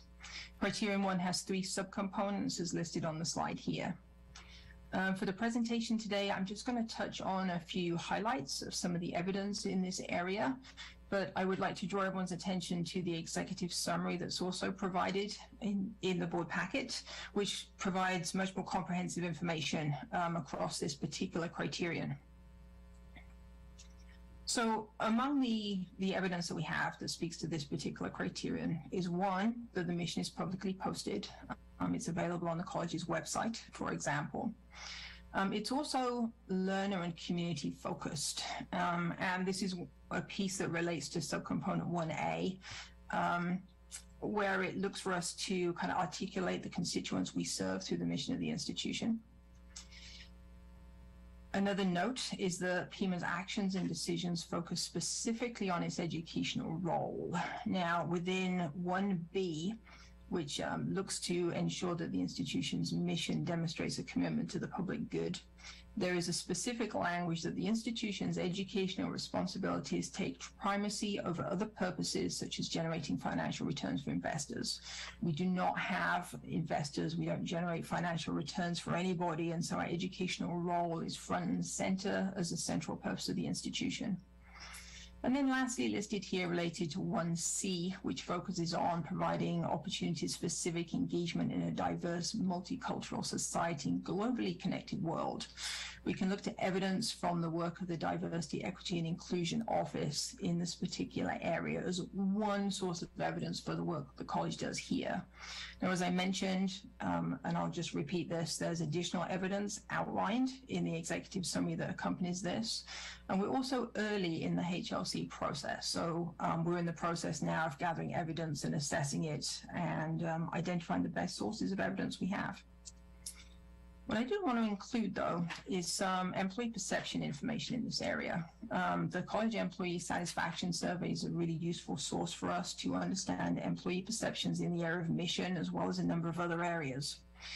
Now, it's our goal to present the assessed data at a November board study session and release the full results after that. But for today's purposes, to ensure I was providing the board with the most current information, I'm including here 6 statements that relate to the mission and longitudinal results for the college from each of the administrations of the employee satisfaction survey, so 2013 through 2022. And also in gray, we see the comparison group results. Now, on this slide, we have 3 statements directly related to the mission and purpose of the institution. And you can see over time, with the exception of 2019, we've had this gradual systematic increase in employee satisfaction in regards to these statements. And at this point, for the first 2 of these, there is now no statistically significant difference between Pima and the comparison group per Ruffalo Noel Levitz, who administered this survey. There does still remain a statistically significant difference for the last of these statements that the goals and objectives of this institution are consistent with its mission and values, but you will notice that there's been improvement over time for this one. On this slide, there are some statements related to students and the community. Because we specifically reference our students, the community we serve within the mission statement, these are also very relevant statements for us to look at as we look for evidence about mission at the institution. In this case, for these 3 statements, according to the analysis by Ruffalo Noel Levitz, there is no longer any statistically significant difference between us and the comparison group. And again, you'll see a general increase over time for the responses for this statement, which is particularly evident in this last statement that the institution is well respected in the community. Now, this, of course, isn't the only evidence around this piece, but I wanted to include this as in the past we have looked to this particular survey for evidence in this particular criteria, and I wanted to share that with you all today. So what's next? During 2022, 2023, the evidence is being gathered and analyzed in the area of criterion 1. If any weak areas are identified, they will become the focus of attention as we get later into the year.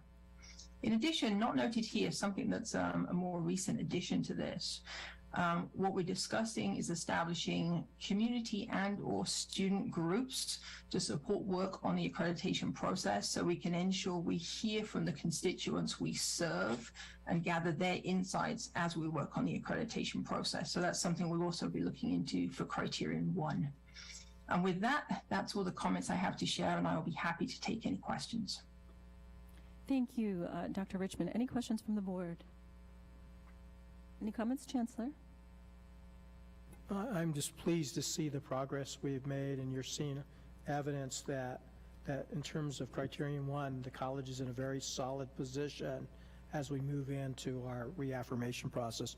So thank you, Dr. Richmond, for your leadership in this area. Thank you. And I just noticed that we do have a question from Board Member Garcia. Dr. Richmond, if you could please provide us with, when you do the surveys for the different groups, if they're categorized by group and the total amount of people that were actually surveyed, and then give us the percentage. Doesn't mean much to me if it's just a chart and, you know, a graph and I don't know how many people, and if it's not segregated. Absolutely. It's more accurate. Thank you. Yeah, I'll be happy to provide all of those in the full report. And just as a note, we had approximately 600 responses in the most recent year, and we disaggregate the results we see for all employees, all faculty, and separately for adjunct faculty. And the data, when they're released, will include all of those populations. but I would like to see it separated, you know, like the students in one group, the faculty in another, the staff in another, because you know, I mean, I think it's important to know exactly who's responding and how many. Absolutely. We can provide the response rates. The results and the groupings that we have are provided to us directly from Ruffalo or Noah Levitt's. So we can, there's a limit to how much we can disaggregate because we're using directly the reports that they provided to us. But you will see responses for all employees, all faculty, and adjunct faculty, which are the specific groups the college has requested through the analysis. Okay, thank you. Thank you, Dr. Richmond. That would be very helpful because that way it will give the Chancellor a better insight on where we can look at issues and how to improve ourselves. And also, this was this an outside? This was not an internal survey. Is that correct? It was a contracted outside survey company? Yes, that's correct. This is a survey designed by Ruffalo Noah Levitt's, and they are responsible for the administration. We send the link out, but it's their survey. The results go to them, and then they prepare the results, which we then release to the college community. And did employees have any kind of input on some of the questions? Yes, we have some custom statements, and you for this year, in collaboration with Colleen Thompson in Human Resources, there was engagement with AERC, and a number of new statements were added at the request of that group. Great, thank you so much. And I do urge everyone to, you know, the next time we do a climate survey, please participate. The more who participate, the more accurate we can be, and it's the only way we can really get an overall picture and serve everyone, you know, appropriately. Madam Chair, to that point, I've been talking with Dr. Richmond about taking a more holistic approach to understanding employee engagement, because when you look at it from a human resource perspective, this is just one component of being able to measure that. So I don't want us to lose sight of that. This is just one component.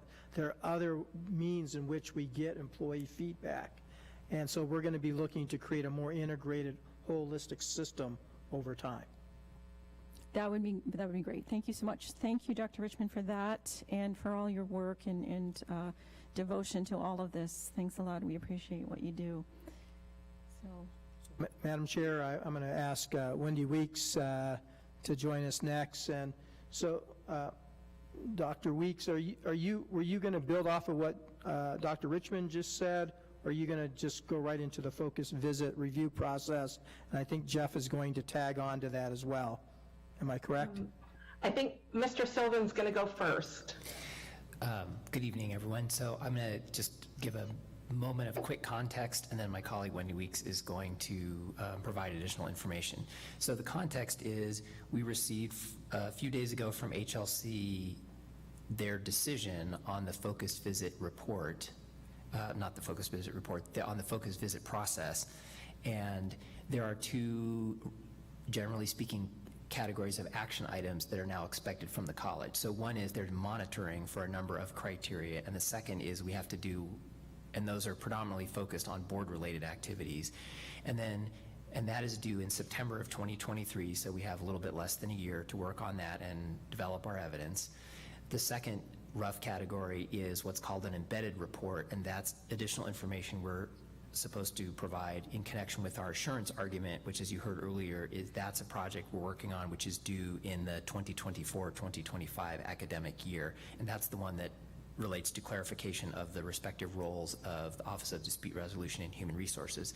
So we thought it would be helpful for Wendy Weeks, she's our designated Pima College liaison to HLC, to speak a little bit about, well, what is monitoring, what's an embedded report, and what's the type of evidence that HLC will be expecting the college to produce, so that we can be thinking about that as we shift to working on those projects and as the board discusses the HLC decision at the study session next week in more depth. Thank you, Mr. Sylvan. Good evening, Chair Ripley, board members, Chancellor Lambert, and Gass. Thank you for that, Mr. Sylvan. You covered part of what I was going to talk about, so you have saved me some time here. Yes, we have two reports due, and the first one is an interim monitoring report. This is going to be a standalone report all on its own. And it is due in less than a year. Less than a year to gather evidence and also make sure that what we're doing is working, analyzing our evidence is really a short time frame. So that's the first one. The second one is an embedded report. So it's going to be very similar to the first one, only it's going to go directly into our assurance argument that we will have in 2024-25. But it's going to be the same thing. So they're allowing us more time for that one to collect evidence. But with that, they will also expect that we have better evidence for it, we have assessed it, and we have made some improvements as we go along. So we need to put a plan in place on how we're going to address these items. And the plan ultimately needs to produce evidence of our implemented plan, as well as our analysis of the results of the plan, which we call continuous quality improvement. For short, you'll hear us call it CQI, but continuous quality improvement, we need to assess what we're doing. On the next slide, click over here, I have listed some types of evidence for criterion 2C as provided by the HLC. So these are directly from the HLC. This is not an exhaustive list, and some of them may not even pertain to us. However, I wanted to get us all starting to think about what types of evidence we can collect that will be pertinent to our reports. I look forward to working together with you to develop our plan and a timeline to get these reports completed. So again, this is not an exhaustive list, but by getting you thinking about it, I'm hoping we can all come up with some evidence areas that work for Pima Community College, that work for us and the situation we're in. Subject to your questions, that's the end of my presentation. Any questions from the board? I can't see. No, thank you so much. And I would just like to add that this is excellent, and I would actually expand on, and we'll talk about this more at our study session, but the professional development piece is the most important because based on the HLC Higher Learning Commission's final decision, 3 of the 4 recommendations that they brought forth are directed at the board, and it pertains mostly to training and practices, and it focuses on roles and responsibilities. What are our roles? What are responsibilities? Adhering to policy and bylaws and process, and adhering to a code of conduct and ethics. And I think that that's going to be the best way we can do that is to continue our training sessions, which are in the form of study sessions, more personal training, and just keep that documented, and we can go forward with that. But we do look forward to our self-monitoring and improving, and so thank you very much for the information, Dr. Weeks. Anything else from the board? Okay, and I mean, I need to add one more thing. Based on just recent events, I think overarching the academic in me is looking at this from a broader perspective, and really the bottom line here is communication. And I think communication, lack of communication, bad communication, I'm going to say this over and over again, but we really need to communicate, and we need to all agree that we are going to do better. And this is up and down and across the board. Communicate truthfully, communicate with good intent, and always, always, always keeping in mind why we're here, and that's for our students and making this institution a better place for the community. So communicate, communicate, communicate, and it's the good, the bad, the ugly. We need to hear it, and this is why call to the audience is important, and this is why your reports are really important, Dr. Weeks. So thank you so much. Anybody else? Okay, with that, I think that concludes the administrative reports. We're going to go on to reports from the board, representatives to the board, I believe. And the first up is student reports. Athena Martinez, you have 5 minutes. Hello, Board of Governors. I have a few updates to share with you all regarding the Student Senate. To start, we have confirmed our date for the fall semester Student Senate Town Hall meeting. It will be Tuesday, November 29th, 2022, from 6:30 p.m. to 8 p.m. in the Amethyst Room downtown. The event is currently posted on Pima Engage, and there is a forum in the event for students to submit comments and questions to have their voices heard on student issues and things they would like to have addressed. During the town hall, Student Senate will provide updates on what we have been working on during this semester. Student Senate plans to be involved in the upcoming new student welcome event at downtown campus so we can better understand and get to know our fellow students. As of today, we are attending events and making ourselves known to the students at all Pima events, which can be found on the Pima Engage website. Any questions or concerns can be directed to our email at pcc-studentsenators@pima.edu. And that would be all I have for you at this moment. We are working very tentatively to have more information for you guys in the following meetings. Thank you so much, Athena, for that report. Thanks so much for all you're doing for the students. Next, we have thank you. Next, we have adjunct faculty report from Sean Mendoza. Sean, you're up. Thank you. Chairwoman Ripley, Chancellor Lambert, members of the board, and honored guests. Since our last meeting, adjunct faculty continue to participate in college governance committees like the AERC, Professional Development, and All College Council, just to name a few. In each committee, individual action groups are tasked to address specific governance issues. One group in particular was formed by the AERC to create a greater alignment of the terms and conditions in institutional publications. For example, the tiered system initially introduced and created by the adjunct faculty can only be found under the full-time faculty section of the employee handbook, but not mentioned in our adjunct faculty guidebook. It is our hope that the work of this group will eliminate any confusion as it pertains to the responsibilities, processes, and services available to adjunct faculty. I'm also excited to restart our work with the tiered system with the Provost's Office, slated to begin at the end of the month. It's my hope that we will review and explore ways to support our adjunct faculty and to ultimately nurture student success. I look forward to providing you an update on this matter in November. In closing, I'd like to spend the next 18 seconds in quiet, thoughtful reflection of our colleagues at the University of Arizona, and especially for the family, students, and colleagues of Dr. Thomas Meisler. Please join me in 18 seconds of silence for a second for every year of his time at the U of A.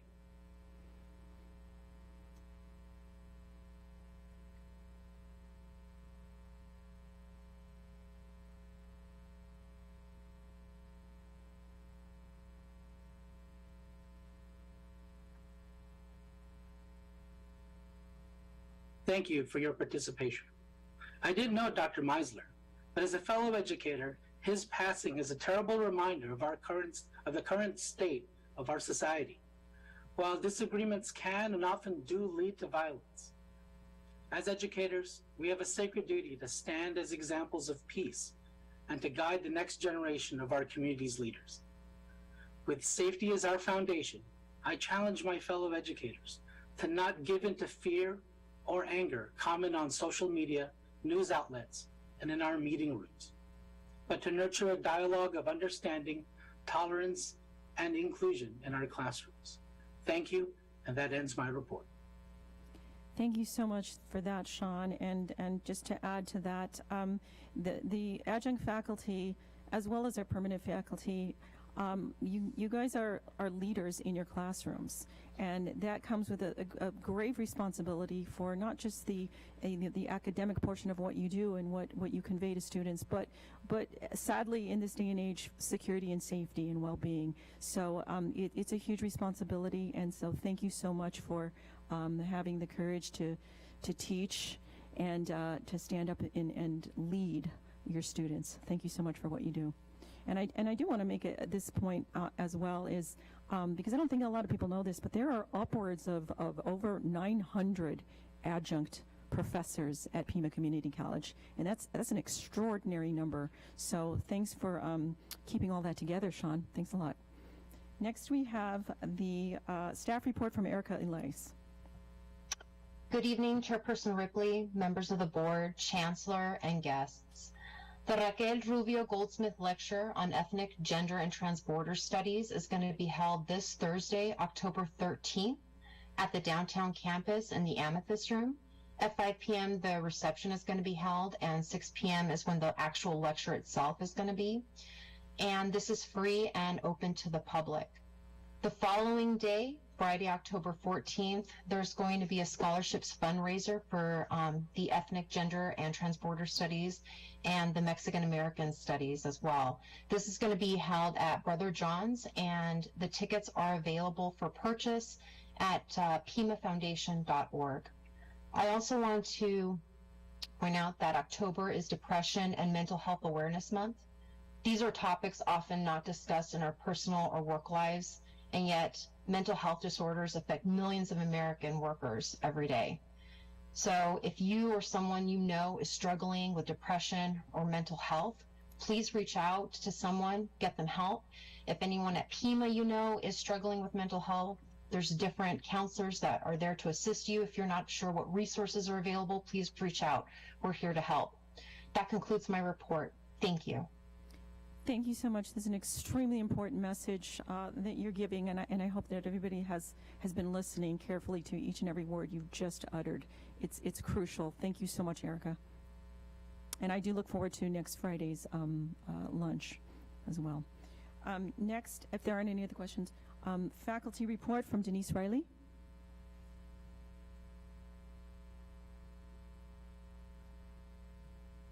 Welcome. Good evening, Chair Ripley, members of the board, Chancellor Lambert, colleagues, and guests. As Faculty Senate Governing Board representative, I am the elected representative for the large body of faculty at Pima Community College. I am a conduit or communicator for faculty, those that teach students day in and day out in all programs at the college. I wanted to read what our committee charge is as a group. The Faculty Senate is the representative body of all faculty, full-time and adjunct, that participate in the governance processes of Pima Community College. It is an integral part of the community college structure and operates under the policies and procedures of the college. Through its president or other authorized representatives, makes appropriate recommendations to the Board of Governor, the Chancellor, the presidents, and other administrators of the college. In the spirit of communication, our deemed theme of the evening, the Faculty Senate officer team is still committed to shared governance, transparency, technical and learning system improvements, and academic student success. Again, in the spirit of communication, which includes shared viewpoints and divergent thinking, Faculty Senate is continuing sponsored study sessions once a month. This is an opportunity for faculty to gather as a whole body to express ideas, concerns, and solutions to large-scale issues that affect faculty, academics, and student success. Our first study session, which was well attended, as mentioned earlier in public comment, focused on women's reproductive rights.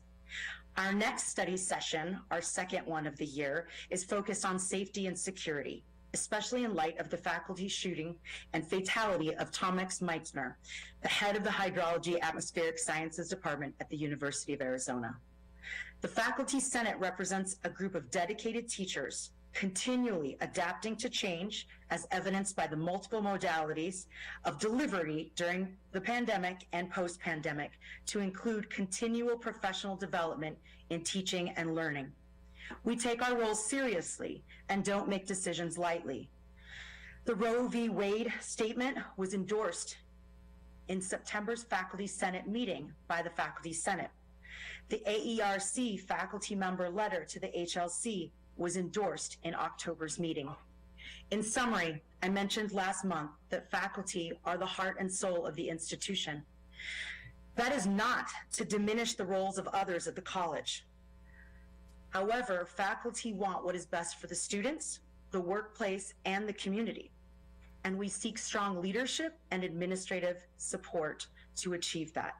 As Faculty Board of Governor representative, I will continue to communicate on behalf of my faculty constituents. Thank you and good evening. Thank you so much, Denise. We look forward to all and any inputs from the faculty. And next we have, finally, Administrator Report, Jim Craig. Good evening, Chair Ripley, Chancellor Lambert, distinguished board, PCC, family, and friends. I'm Jim Craig, Dean of Business and Information Technology. You've already heard some great stories about the Gospel Rescue Mission Center of Opportunity and the work we're doing there and the events and the great contributions that we got out of that event. You heard from one of our students too, and one thing you need to know is that it may look like a workforce initiative, but it's really more than that, because the course, the Google IT course, for instance, is fully transferable to our 4-credit programs and for our transfer programs to universities. So it really ties everything together very, very nicely. You also heard about the Emerging Leaders Student Summit that was held Friday on October 7th. And this was a wonderful student success skill development. It helped students identify their strengths, how they could interact with others, in not just in academic courses, but with student organizations and career development. Participants had an opportunity to strengthen their individual leadership abilities as well. There's so much serious work going on at the college right now. One that I wanted to highlight tonight is a student success initiative that's underway, that's been ongoing, but started at a specific initiative this summer, and focused around the DFW, or drop, fill, withdrawal, retention, and reduction efforts that are underway, with an agreement that we should probably change the name to Student Success, because it's a more positive framing for these efforts.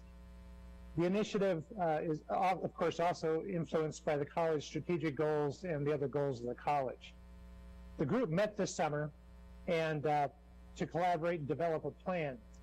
Part of that was a survey that was given to faculty as soon as they came back in terms of action steps to student success, with a real focus on equity. And so the question was really to share an action item for the important goal of increasing the number of learners, particularly Hispanic or Latino, American Indian and Alaska Native, and Black or African American learners who successfully complete a course from the drop deadline to the end of term with a passing grade of C and above. Faculty were very responsive. We had 144 responses, and then some immediate dialogue going on during the September 2nd Faculty Senate meeting. At this point, the Faculty Senate President began attending the meetings and will continue to attending on a regular basis. This collaboration is so important too, because it models the culture of belonging and trust and collaboration and open conversation and mutual support we promote in our classroom spaces and working with each other. The progress on this was discussed with faculty at the October 7th Faculty Senate meeting, and plans to narrow down the steps to maybe 3 or 4 that we focus on as a college on or before the November 4th Faculty Senate meeting. The ABEC we heard about earlier too is a sub-recipient of a recently awarded USCIS grant. Under this grant, Adult Ed team will be working closely with Catholic Community Services to provide citizenship preparation, English language instruction, and naturalization services over the next 2 years. This collaborative grant with CCS is the only USCIS grant awarded in Arizona. ABEC also celebrated the HSC graduation, that's the high school equivalency, and that was held on Friday, September 23rd at the Leo Rich Theater. HSC graduates from all over Pima County were invited to participate in the in-person live-streamed event. This is the 3rd year that Pima County's Court Alternative Program for Education, or CAPE, school from the Juvenile Detention Center collaborated with PCC ABEC to provide the HSC graduation. Dr. Joseph Milliken, Dean of Distance Education, joined colleagues at the Arizona Community College Administrators Conference and offered a presentation titled Mindfulness Techniques and Contemplative Practices for Administrators. The presentation explored how mindfulness techniques and contemplative practices prove valuable for administrative leaders and provided tools and strategies for calming the nervous system to enhance focus, improve meeting productivity, promote productive and collegial dialogue and experience a heightened sense of well-being. I know I want to take Dr. Milliken's workshop very badly. So, and finally, October is also Cybersecurity Awareness Month. And for this month, I'd like everybody to focus on think before you click. You know, cybersecurity hackers, identity thieves, and other criminals that are out there in the digital world really like to play on our emotions. And whether it's through an email or a chat or Facebook, they try to hook us with positive emotions that we can get excited about, and also negative emotions like fear or trepidation. So we all need to remember to think before we click, and just remember that if we have an emotional response to something, count to 3 before you click on it, and make sure that it's safe for you to move forward. That concludes my report for this evening. Thank you. Thanks so much, Jim. That was excellent. You talked about a lot of things, and we appreciate everything that you reported on. It's amazing how. Thank you so much also to all of the reports by representatives to the board, as well as the reports from the other representatives. We rely on this, and sometimes we won't hear about all these things, and again, the good, bad, and ugly. So thank you for sharing that with us. Thank you for the warnings. And I think that one of the things that I wanted to add to this is, you know, we rely on all of you all to, and you're doing excellent work, to do the things that you need to do. We keep and we hold the Chancellor accountable for all of those things. And when things are going well, it allows the board to do things like the two of the board members, myself included, are members of the Community Outreach Committee. So that committee is going to be stood up next Friday. I really look forward to that because it will allow us to enhance and look further into the enrollment, recruitment, and retention programs so that you all can do what you do with more students and with a higher quality of offerings. So thanks again, Jim, and thanks to everybody for your reports. With that, I would like to turn it over to the Chancellor for his report. Thanks a lot. Madam Chair, thank you. I first want to start out to let you all know that I reached out to President Robbins to let him know that our hearts were with him and the University of Arizona, and to offer our condolences. Secondly, I wanted to share that Strata and Gallup came out with a report called Why Higher Ed? So let me just share some key findings from that report. This should be no surprise.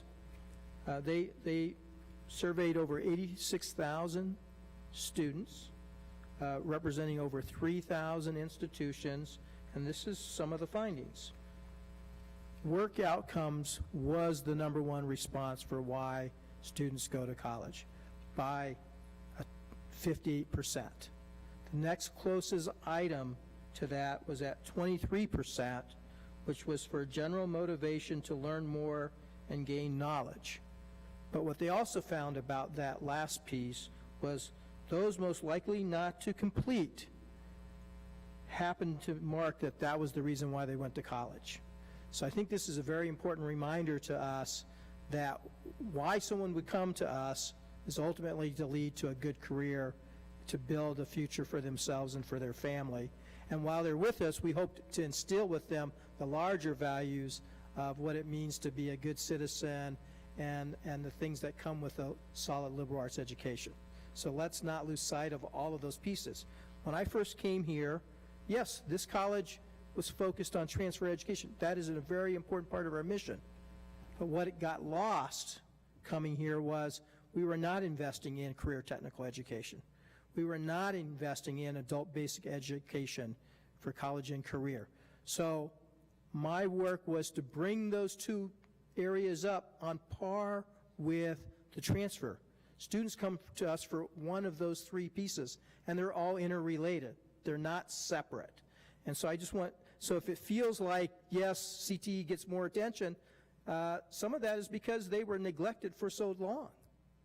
But their needs are different than transfer needs, and I want us not to lose sight of that. Some of those programs need better lab facilities. They're more equipment intensive, so that takes more resources for those types of programs. So let's not lose sight of that. And I think that why higher ed, just as a reminder to us why our students come to us, but we give them so much more, and we will continue to give them so much more.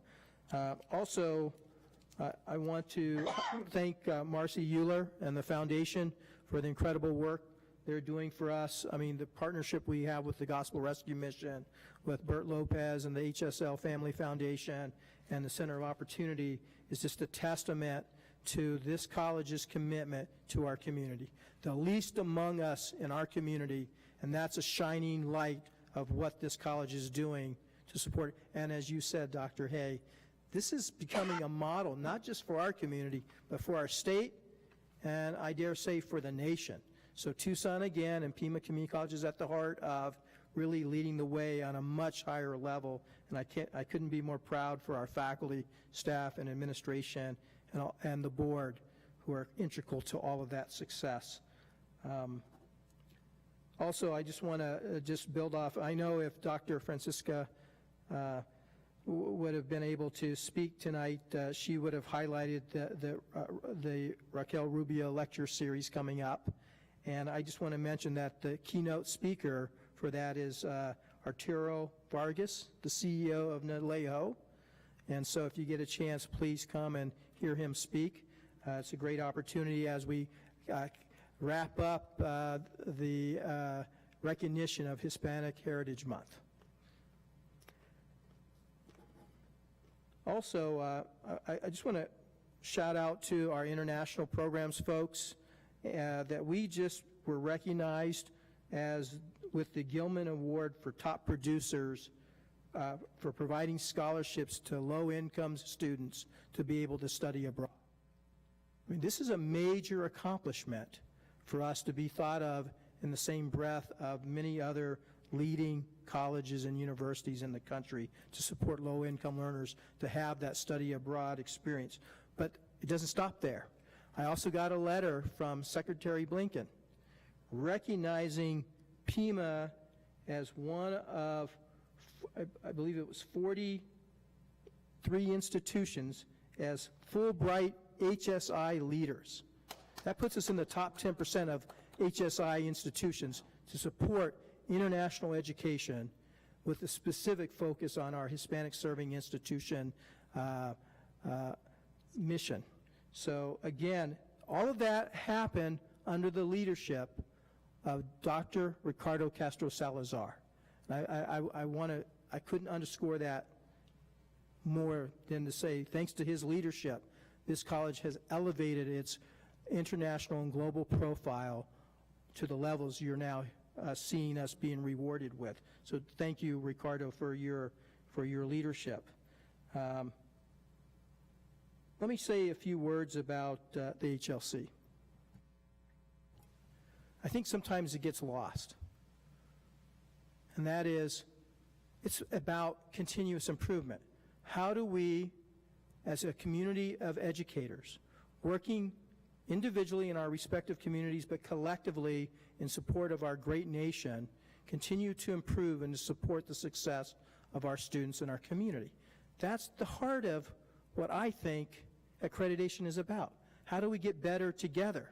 It's not supposed to be, I got you, and I'm going after you, I'm filing complaints with the HLC and all that. It's about how do we get better together?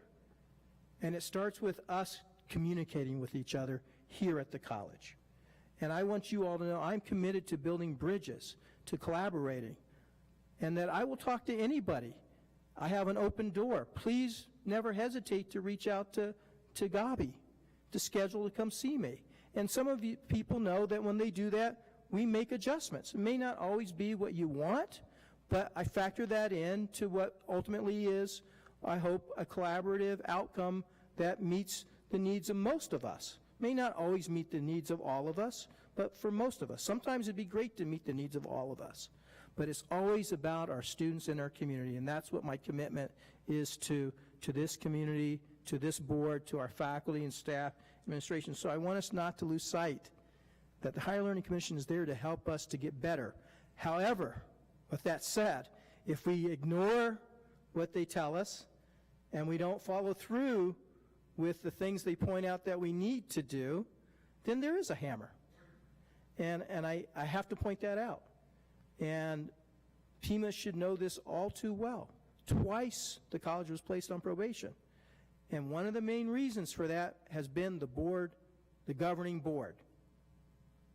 What I'm afraid of, if we don't take this monitoring opportunity, this is a gift they handed us, to really look at how we improve together, and I'm here to support the board to do that, that we put at risk this college's accreditation. And what I really worry most, that we've already been twice because of the board. Will they give us a third time to be on probation? Or will they put us on show cause? You don't want to be on show cause. It is very hard to recover from show cause. So I ask each of you, we've got to put aside our differences and focus on the mission of the college. I know some of you don't like me. You've expressed that, I get it. But I'm here for the same reasons why you're here, and that is our students. Let's focus on that. And if you see that, that's why Harvard University is selected as one of the 5 exemplar colleges. You can't ignore that. That doesn't happen out of the blue. Please do not ignore that. The Ed Design Lab would not have chosen Pima to be one of the 6 pilot institutions for this country. And by the way, that micro pathways model is now starting to become more ubiquitous across the country, and Pima was one of the leaders for that to happen. Let's not lose sight of that. Aspen Institute, for 2 cycles in a row, chose us as a top 150 institution.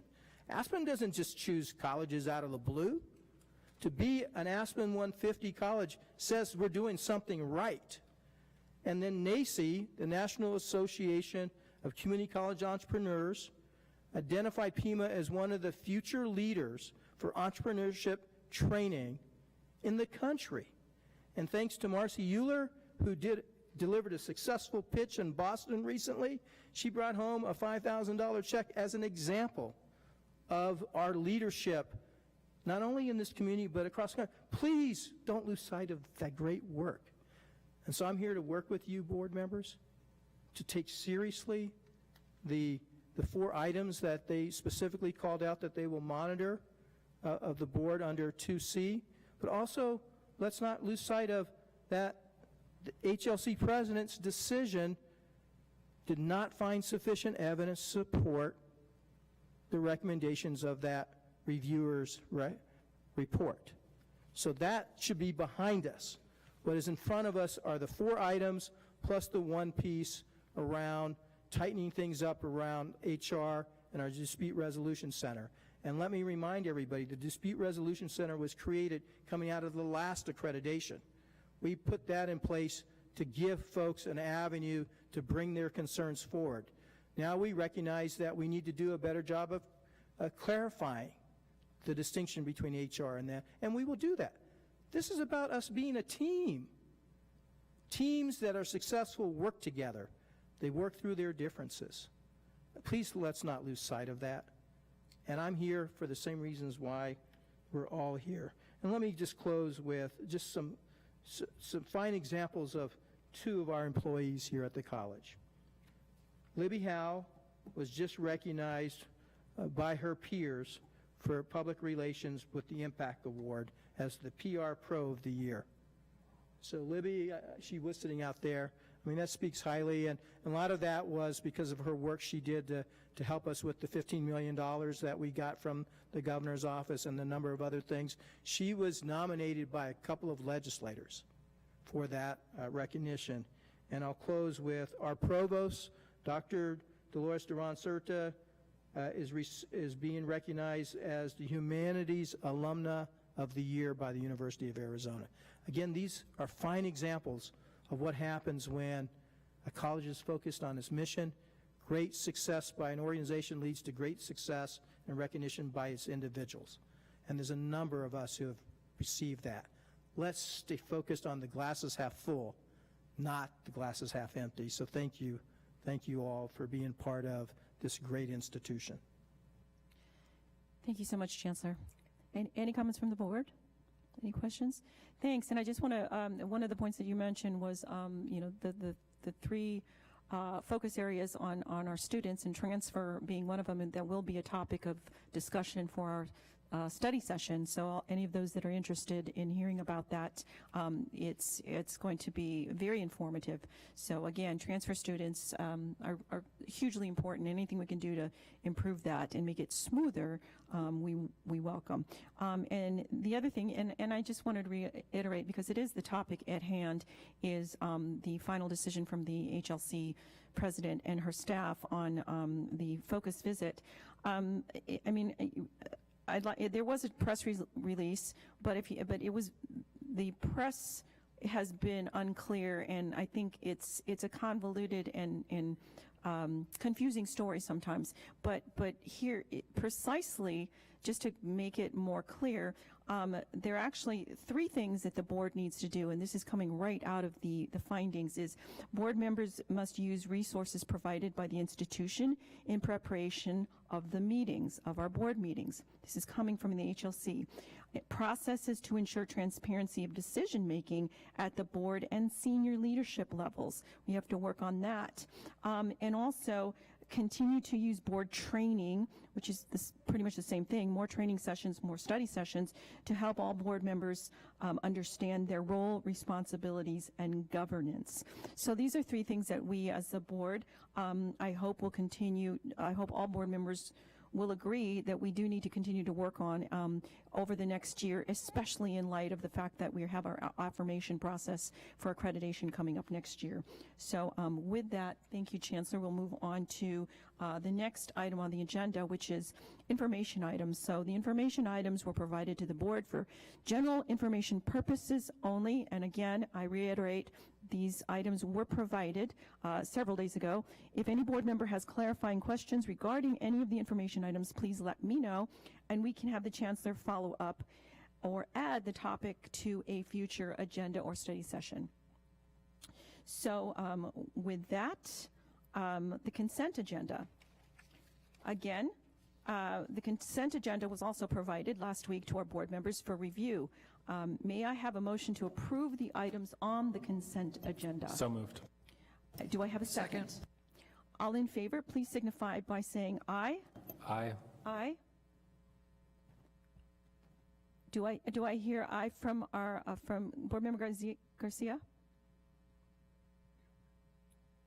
These are not the action items, right? Consent agenda, sorry. Yes. Yes, okay, so with Aye. that, thank you so much. With that, the consent agenda is approved unanimously. With that, we move, change my page, to action items. So, item 5, action items. We will now consider the action items on the agenda. Mr. Sylvan, would you please read the first recommendation from the Chancellor? Thank you, Chair Ripley. The Chancellor recommends that the Governing Board approve the report on the 2021 through 2022 Board Self-Assessment. The text of the report is attached to this item. So moved. Second. With that, I open the floor to discussion.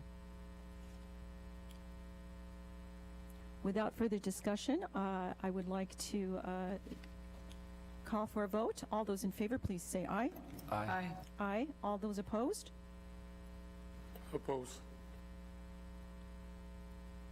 I heard 3 I ayes, oppose. Okay, thank you. 3 ayes and 2 opposed. Mr. Sylvan, do you have that recorded?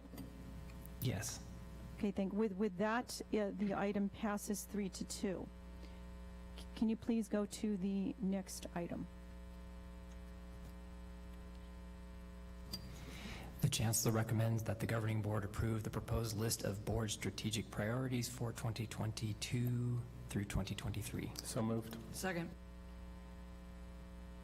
And we have it moved and seconded. I open the floor up for discussion on the consideration of the Governing Board priorities. Yes, Board Member Garcia. No, I don't. I should have brought my hand down. Okay. I'm okay. Okay, great, thank you. Any other discussion on this item? Madam Chair? Yes. I think it's fine to approve them the way they are now. Sorry. I think it's fine to approve, but knowing that we will likely need to make some amendments following the HLC discussions. Thank you, yes, and again, yeah, we're open to amendments as well to our priorities, and as such, it should be a living document. With that, I would like to take a vote. All those in favor? So Sorry. what if we amend the motion to accept the strategic goals that's submitted, and then we'll re-review them in 2 to 3 months, based on the conversations of the next few weeks. I agree. So all those in favor of the motion as amended by Board Member Klinko, please signify by saying aye. Aye. Aye. All those opposed? Nay. No. Three ayes and 2 nays. Mr. Sylvan, do you have that recorded? I do, thank you. Thank you. The priorities have been approved, 3-2. Without discussion, the next item, consideration of the Chancellor's evaluation. Do I hear a motion? Or sorry, I would like to table that. Mr. Sylvan, I'm sorry, I misspoke. Mr. Sylvan, can you please read the recommendation? The Chancellor recommends the Governing Board approve its report on the Chancellor's 2021 through 2022 evaluation. Okay. All right, thank you.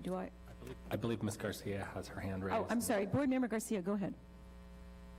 Yes. Well, I'm going to apologize beforehand, but I got to tell you that I cannot approve it. My reasoning for that is that. So just a quick point of order, Ms. Garcia, we haven't made the motion. We have a technical, we haven't made the motion. So We need to make just for parliamentary procedures, I'm sorry, we have to make a motion and then we can do the discussion piece and please. Okay, got it. So I would move that we adopt the Chancellor's evaluation. Second. Okay, and now I open for discussion. Please go ahead, Ms. Garcia. Okay, so I'm recommending that we not approve it, and the reason being is, as you all know, I withdrew my evaluation, and so based on that, I would recommend that we not approve it. I was threatened with attorneys that I could get sued, so no, I'm sorry. Any other discussion to that end?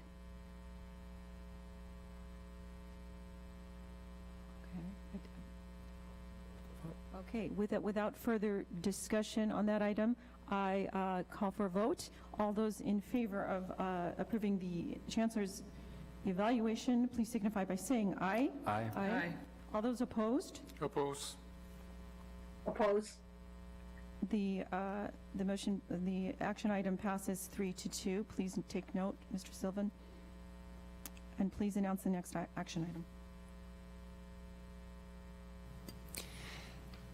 The next recommendation is as follows. The Chancellor recommends that the Governing Board approve the Chancellor's annual goals, objectives, and timelines for 2022 through 2023. So moved. Second.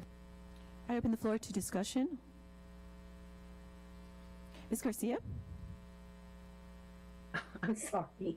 Well, I guess I'll have to say, I think the goals are good, but I would like to see more, like, some quantifiable objectives. Like, how are we going to measure them?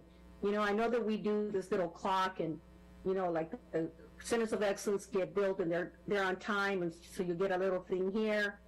But somehow, for example, like an enrollment, dual enrollment, completions, all those sort of things, we should be able to have a listing that, on the improvements that have been made.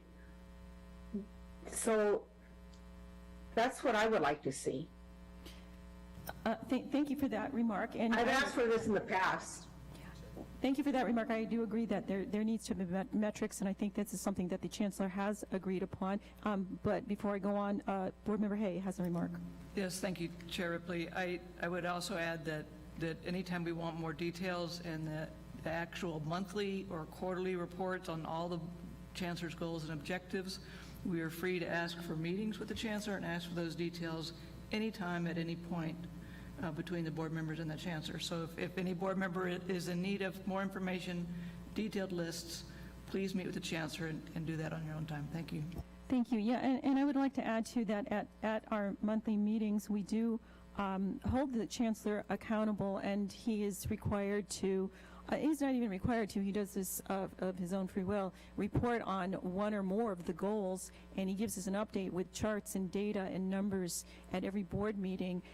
So I think this is important that we keep that going, that we hold him to that, and again, like Board Member Hayes said, anytime we need any information or any metrics or any data, we need to ask the Chancellor to fill in all of those blanks. And I assure you, and I think the Chancellor, do you agree that you will do that? So, Madam Chair, in reference to Board Member Garcia's point, if you go back to our SEMP plan, you'll see that we actually have those goals and those metrics built into the plan. So we've actually, if I recall correctly, we've broken them down by high school. So those are ambitious goals. We may hit them, we may not hit them, but at least we've set the targets and we're working towards fulfilling that. Thank you. Yeah, and I think that is important. It's important to have metrics, and it's important to track those. Yes, Board Member Gonzalez.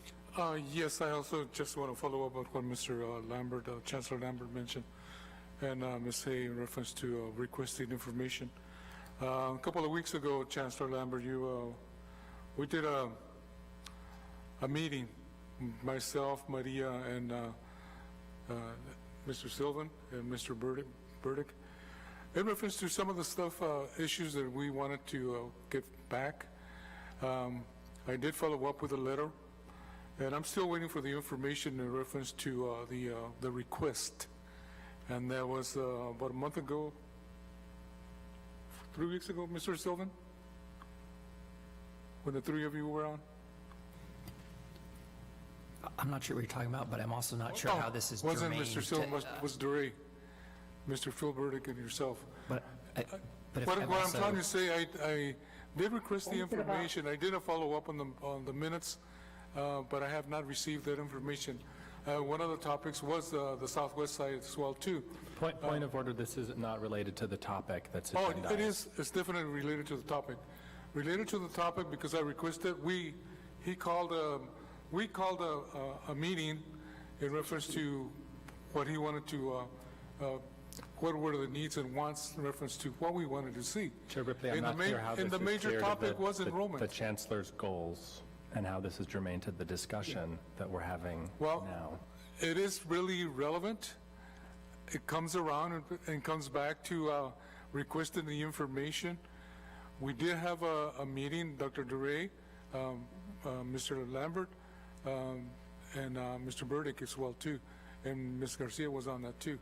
But it basically evolved in reference to enrollment. I did follow up with a letter to you, but I did not get the information. So, Mr. Gonzalez? Yes, sir. Board Member Gonzalez? If I missed something, my apologies. But I'll also say this. We had Mr. Palacios present on the dual enrollment topic But we at the board requested meeting. specifics as well, too. And so you so if assured you- me. And I And sent Chair- you a Chair follow-up Ripley. email, and I've not heard back. But I'll go back and take a look at that. If I did not respond fully, that's on me, and I own that. But I also believe that I had asked to make sure that, clarification, but we also thought we were under the impression that Mr. Palacios' presentation addressed many of your issues. If it did not, then we'll be glad to follow up. And that's one of the reasons I did the response as well, too. Second, in reference to requesting information, I know that... Point of order, this is not on the topic, this is not on the agenda, and should not be discussed at this time. Well, it is relevant in reference to information. Yes, but we're not, right, but the It's not topic, on the agenda. on the table, so the motion on the table is about whether or not to approve the Chancellor's annual goals, objectives, and timelines. So I'm having trouble seeing how this is relevant to that. I mean, I realize I'm not a board member, but it seems like a separate topic. So, yeah, point of order, we need to vote on the Chancellor's, for his future goals, objectives, and timelines. At another time, we can talk about any unhappiness with your previous meeting with him that I was not privy to, but that's not what we're approving his goals for this coming year at this point. Call the vote, please. With that said, all those in favor of approving the Chancellor's annual goals, objectives, and timelines for this coming year, please signify by saying aye. Aye. Aye. Those opposed? Oppose at this point. Oppose at this point. The vote is 3-2. Please, Mr. Silva, note the votes, and the action item passes 3-2. The next item, please, Mr. Silva. The Chancellor recommends that the Governing Board nominate 2 board members to serve as the voting delegates for the upcoming Association of Community College Trustees Leadership Congress, which is being held October 26th through the 29th. Chair Ripley, I'd like to go ahead and nominate Mr. Gonzalez and myself to serve as the delegates. Second. Any discussion? Without further discussion, I would like to call for a vote. All those in favor of appointing board members Gonzalez and Klinko to the Association of Community Colleges Trustee Leadership Congress voting delegates, please signify by saying aye. Aye. Aye. Aye. Aye. And this action item passes 5-0 unanimously. Thank you. Next item. So we don't, the last action item 5.6, directional legal counsel, is no longer necessary. Okay, with that, I would like to go on to the next agenda item, regular board meeting remarks by governing board members. And I guess I will start with, respectfully, Board Member Garcia on Zoom. Please start. Okay, hold on. Well, okay. So I received 2 complaints filed by the faculty and staff with the HLC on October the 10th. I have reviewed each complaint and find that they are factually based and supported by my experience serving on the Board of Governors for nearly 4 years. The complaint filed with the faculty and staff contain allegations that are extremely serious. The Chancellor failed administration has finally been exposed. No effort by the Chancellor or board majority can deny or invalidate the fact the employees have reported that this administration has supported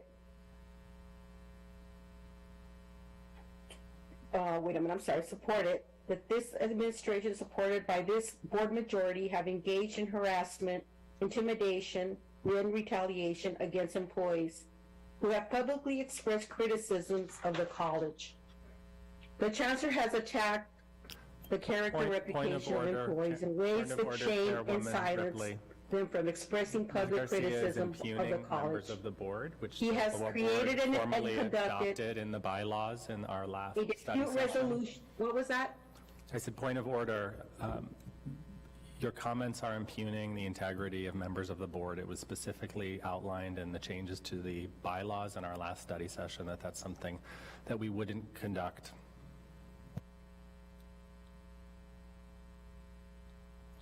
Well, okay. So then I'm just going to say that, in my opinion, am I entitled to my opinion? You're entitled to your opinion, but I need to state this now and for the future, that the board, remarks by the governing board are intended for board members to report to the public any of the current events and anything that we've been doing in support of progress at the college. So, but please continue. Okay. So he has created it. Well, now I don't even know where to go with this. It's just that, in my opinion, I guess I'm going to say it as an opinion, that I think we need to do a better job, and the Chancellor needs to do a better job in the administration, and specifically HR, in addressing concerns. You know, we heard a person today talk about being terminated. You know, these issues of intimidation and retaliation have surfaced since the beginning when Bill Ward was let go. So please do something about this. Please make it right. My concern is not so much about the chancellor's goal, his initiatives and what he's done, because he has done a good job about that. I admire him for what he's done. But what I don't appreciate is the fact that I feel that employees, are retaliated against, policies are not being followed. Okay, so I'm not a purchasing person that can go through every little detail, and anybody can spin whatever they want because they have the facts. They have attorneys that they bring in to intimidate us. They've done that to me. I can only imagine what it must be like for an employee. Point of order. And with that, I'll end it. Yes. Thank you. Point of order. No, thank you. And my only comment, thank you for your comments and for your passion, but however, none of us here have any of these facts. And as a board, we have to conduct ourselves as a board, and we need to get the facts and the truth before we take any action or even express opinion or favoritism to anyone who's, impugning the college or anyone on the board or the chancellor. We do need facts. I mean, yes, we need to hear, we welcome and we need to hear criticism, we need to hear complaints, but it has to go in a college upwards of more than 2,000 employees. We can't take care of all these complaints. It has to go through a process. It has to go through Human Resources and Office of Dispute Resolution, and if that fails, then the person or the organization needs to call the full board and the chancellor for a meeting. And I think a lot of people claim they don't know that that's available, but we've never been asked for that. So, yes, yeah, sorry. so that suggestion's not really part of the college processes. Look, there are a number of processes where people can bring complaints and concerns that will be looked into, and people should by all means take advantage of those. Because if there is a problem, but people don't come forward and share the specific evidence, we have no way to look into it or to fix it. Right, thank you. And that's what I implore all of you is please, it goes back to communication. We need the facts. We need the who, what, when, where, and how of all of these events before we can cast judgment and, be judge and jury over any of these complaints. And we need to listen to them all. We need to hear them. So with that, we as a board can't be the judge and jury until we find the truth and the facts. And I agree with you in the sense that we do need to look into every single complaint and take every complaint seriously. And I know we will hold the chancellor accountable for all of that. I don't know all the circumstances involved behind a lot of the accusations we heard at the call to the audience.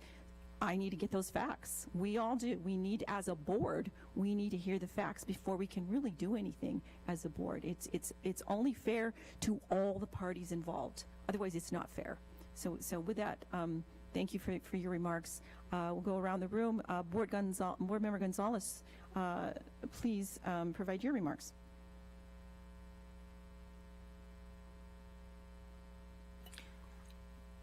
My only remark that I have for tonight, I really want to thank the faculty and staff that we did attend the September 23rd APEC and graduation meeting. Myself and Chair Klinko and Ms. Garcia. It was an outstanding event. I think it was very supportive from the families and the community in reference to bringing those people together. As mentioned earlier, I know that there was a joint meeting with the court system acknowledging those young people, bright ideas and but also bright futures in reference to the event that night. I know that there's a lot that Pima has done. It's a lot of good and positive, but I think we can all do, as mentioned before, we can all do better as well too, at all levels. I know I'm very familiar with what was said a while ago in reference to the information that came forth in reference to the information that was in the media. And I want to tell the community that the board majority will not conduct open meetings like the county supervisor and the city council because they don't want to hear your voice. As you mentioned a while ago, if we do not bring the people here, how can we not hear them all? I think that's one of the things that I really would like to open, and we had some discussions on it. I think that needs to happen as well too. I have reviewed the 2 complaints filed by our faculty and staff to the Higher Learning Commission. and I am in complete agreement with the complaints and totally support our faculty and staff. The Faculty Senate endorsed their first complaint on October 7th, 2022. I have been informed that the vote to endorse this complaint was 40 yeas, 0 nays, and 1 abstention. This can only be seen as irrefutable evidence of support of the contents of this complaint. This complaint raises undeniable facts that the institution is not in compliance with the Commission criterion for accreditation. I have served on the board since January 2019, and the allegations contained in this complaint are based on facts known to me. I have personal knowledge of the lack of transparency by the Chancellor and General Counsel. I agree that the Chancellor's response to the public criticism is met with swift action, and he engages in both stonewalling and intimidation. I want the public to know that the faculty and staff of Pima College filed 2 complaints within 2 days to the Commission. These complaints document the magnitude of Pima's failure to comply with the Commission's criteria for accreditation in assumed practices. It is in fact that the Chancellor has used internal, external counsel to intimidate and harass faculty and staff. These willful actions are a continued attack on academic freedom. I trust the Commission will act promptly on the 2 complaints and accept the validity of our faculty and staff requests for relief from this hostile work environment. I just want to mention is that yesterday I requested information because I know there was a press release. I do know that I was not invited. I don't think Ms. Garcia was invited either. But I had concerns from the community. They told them they were not allowed to be in the press release for whatever reasons, and you guys have the reasons. Second, I did meet with the Chancellor. She gave me a call. We set up a meeting at 11:50. Strange that continued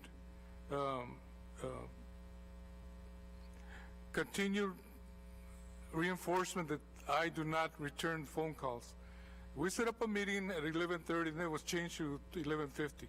We met for approximately 5 minutes with a real brief, real super brief in reference to the HLC report.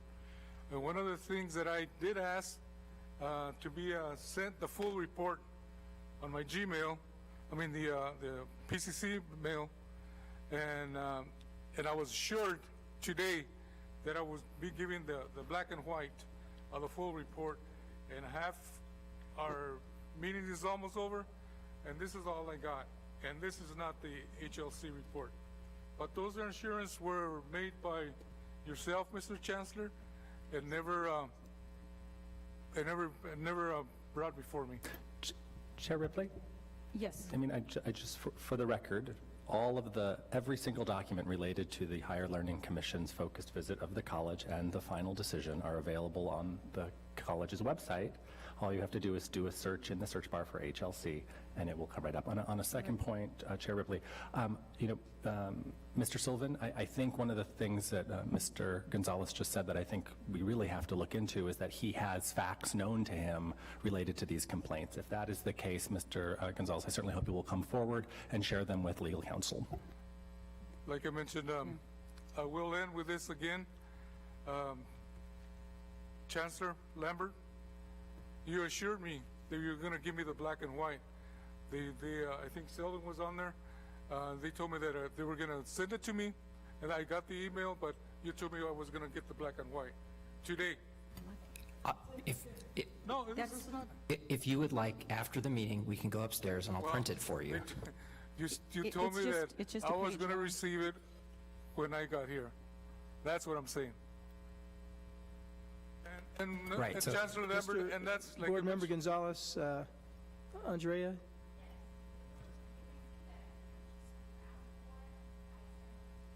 And I told him that I wanted the black and white too. I don't. Yes. Okay.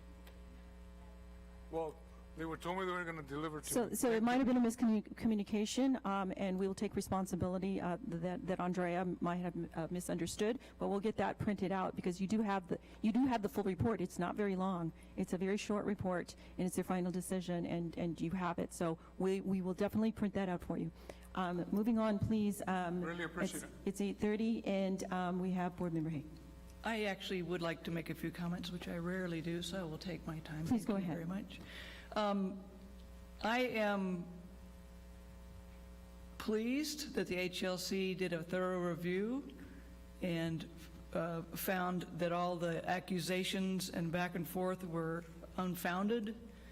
But the one thing that was clear from the HLC is that the board needs to monitor itself and needs to do a much better job of monitoring itself and following, and each board member has pledged an oath to follow the board policies and procedures. And just now, just today, 2 board members have intervened and inserted themselves into the policy of reviewing complaints from employees against the college. Part of our policies that we voted on just last month was the board will follow the procedures and not get involved in employee complaints until they reach the board level. So I would like to have it go on notice that 2 board members are already violating board policies and procedures that they swore to uphold. And it's incomprehensible why they would do that. We all want any complaints to be fully investigated, but as a board, we cannot get involved in these complaints. We have to let them go through the process, go through the order, and then when they come to us, then if we're asked to adjudicate something, then we will. But that is against board policy and board behavior, and you violated everything you swore you would do. So I just wanted to go on notice that the HLC has said the board is responsible for governing itself. We will be accurate, we will be responsible, and we will keep our members accountable for their deeds and their actions. Thank you. Thank you, Board Member Hay. Board Member Klinko. Thank you, Chair Ripley. You know, I also want to thank the HLC for their decisions of the focused visit. You know, the message is so clear. First, that the college's mission is not at risk. We're doing a great job. I'm so proud of the work that this college is doing. All of the accolades that we're receiving nationally really verify the extraordinary work that everybody collectively is doing. Chancellor Lambert, the administrative team, all of the faculty, all of the staff, the entire system is working in tandem to achieve these extraordinary goals. But I want to just reiterate that these focused visits, and the Chancellor mentioned it, are really an opportunity for continuous improvement for the college and for the board. And to me, it is deeply concerning that individuals circumvent the college's internal complaint process by trying to weaponize complaints to the college's accreditors to score political points. Let me say that again. It's deeply concerning that individuals circumvent the college's internal complaint process, when we have them, to weaponize these complaints using the college's accreditors for political gains. You know, I'm incredibly appreciative for the thoroughness of the HLC's recommendation because they were based on fact. And I look forward to working with my fellow board members in implementing the HLC's recommendations for monitoring of the board, which the board leadership specifically requested as part of the focused visit. This monitoring will allow us to continue focused attention on board members being better prepared for meetings, increased transparency, more training for board members, and meaningful dialogue between the board and the college executive leadership.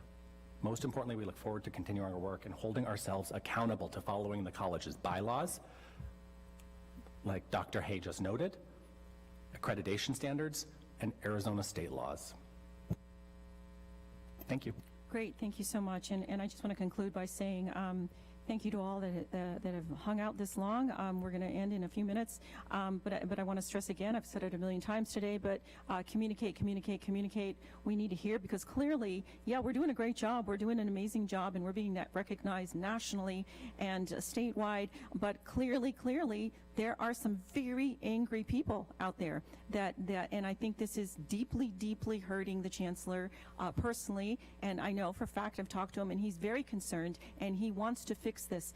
But we need to hear from you. We need to know the facts. If you have facts, Board Members Gonzalez, you need to share those with the board. We don't have the facts. We need the who, what, when, where, and why, and how.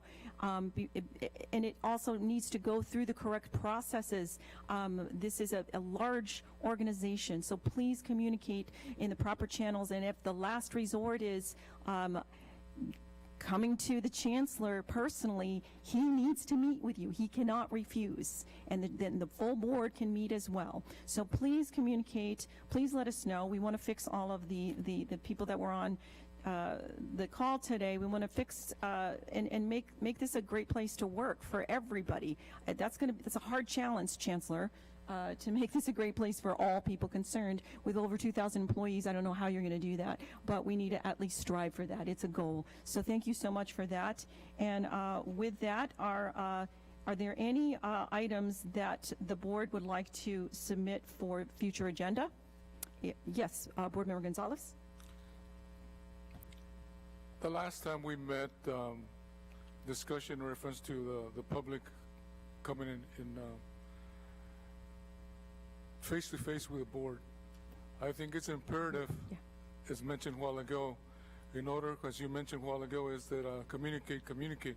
What better venue is to really see who are the people that are complaining, who are the people that have issues and concerns, and we are here to hear the complaints or concerns, be it positive or negative. I think we need to open up the board meetings open up to the public, and that's my request. Second, So one of hold the on, things. let me just stop you for 1 second. So this should just be a request for future board items. This is not an appropriate time to state what you want the outcome to be and why. Right, and so we will agendize that for the next board meeting, if that's your request, to talk about that. And we will, and absolutely, it is on our, in our sites that we do need to open it up to the public as well, with considerations for safety and security, especially in recent. So again, the Yes. point of this section is just to express the topics that you want on the agenda. This is none of this is on the agenda, so this is not an appropriate time can to have agendize it a for substantive the next- discussion about yes, no, or specific. Duly noted. actions. Okay, any other agenda items for the November board meeting? Any other requests? Okay, with that said, we've completed all items on the agenda. Is there any further business? Hearing none, is there any objection to adjourning? Chair Ripley, I think Yes. Mr. Garcia Board Member Gonzalez Gonzalez. has something. One last comment. Point of order, Chair Ripley, the comment section is concluded. The comment section is concluded, and we will agendize. If you have more agenda items, please refer to them, and we'll agendize them in November to talk about it. Okay, it's comes back to the Point of order, Chairwoman Ripley, the comment section is concluded. I'm sorry. I but would the meeting is- move that we adjourn. I'm obligated to parliamentary procedure. The meeting adjourned.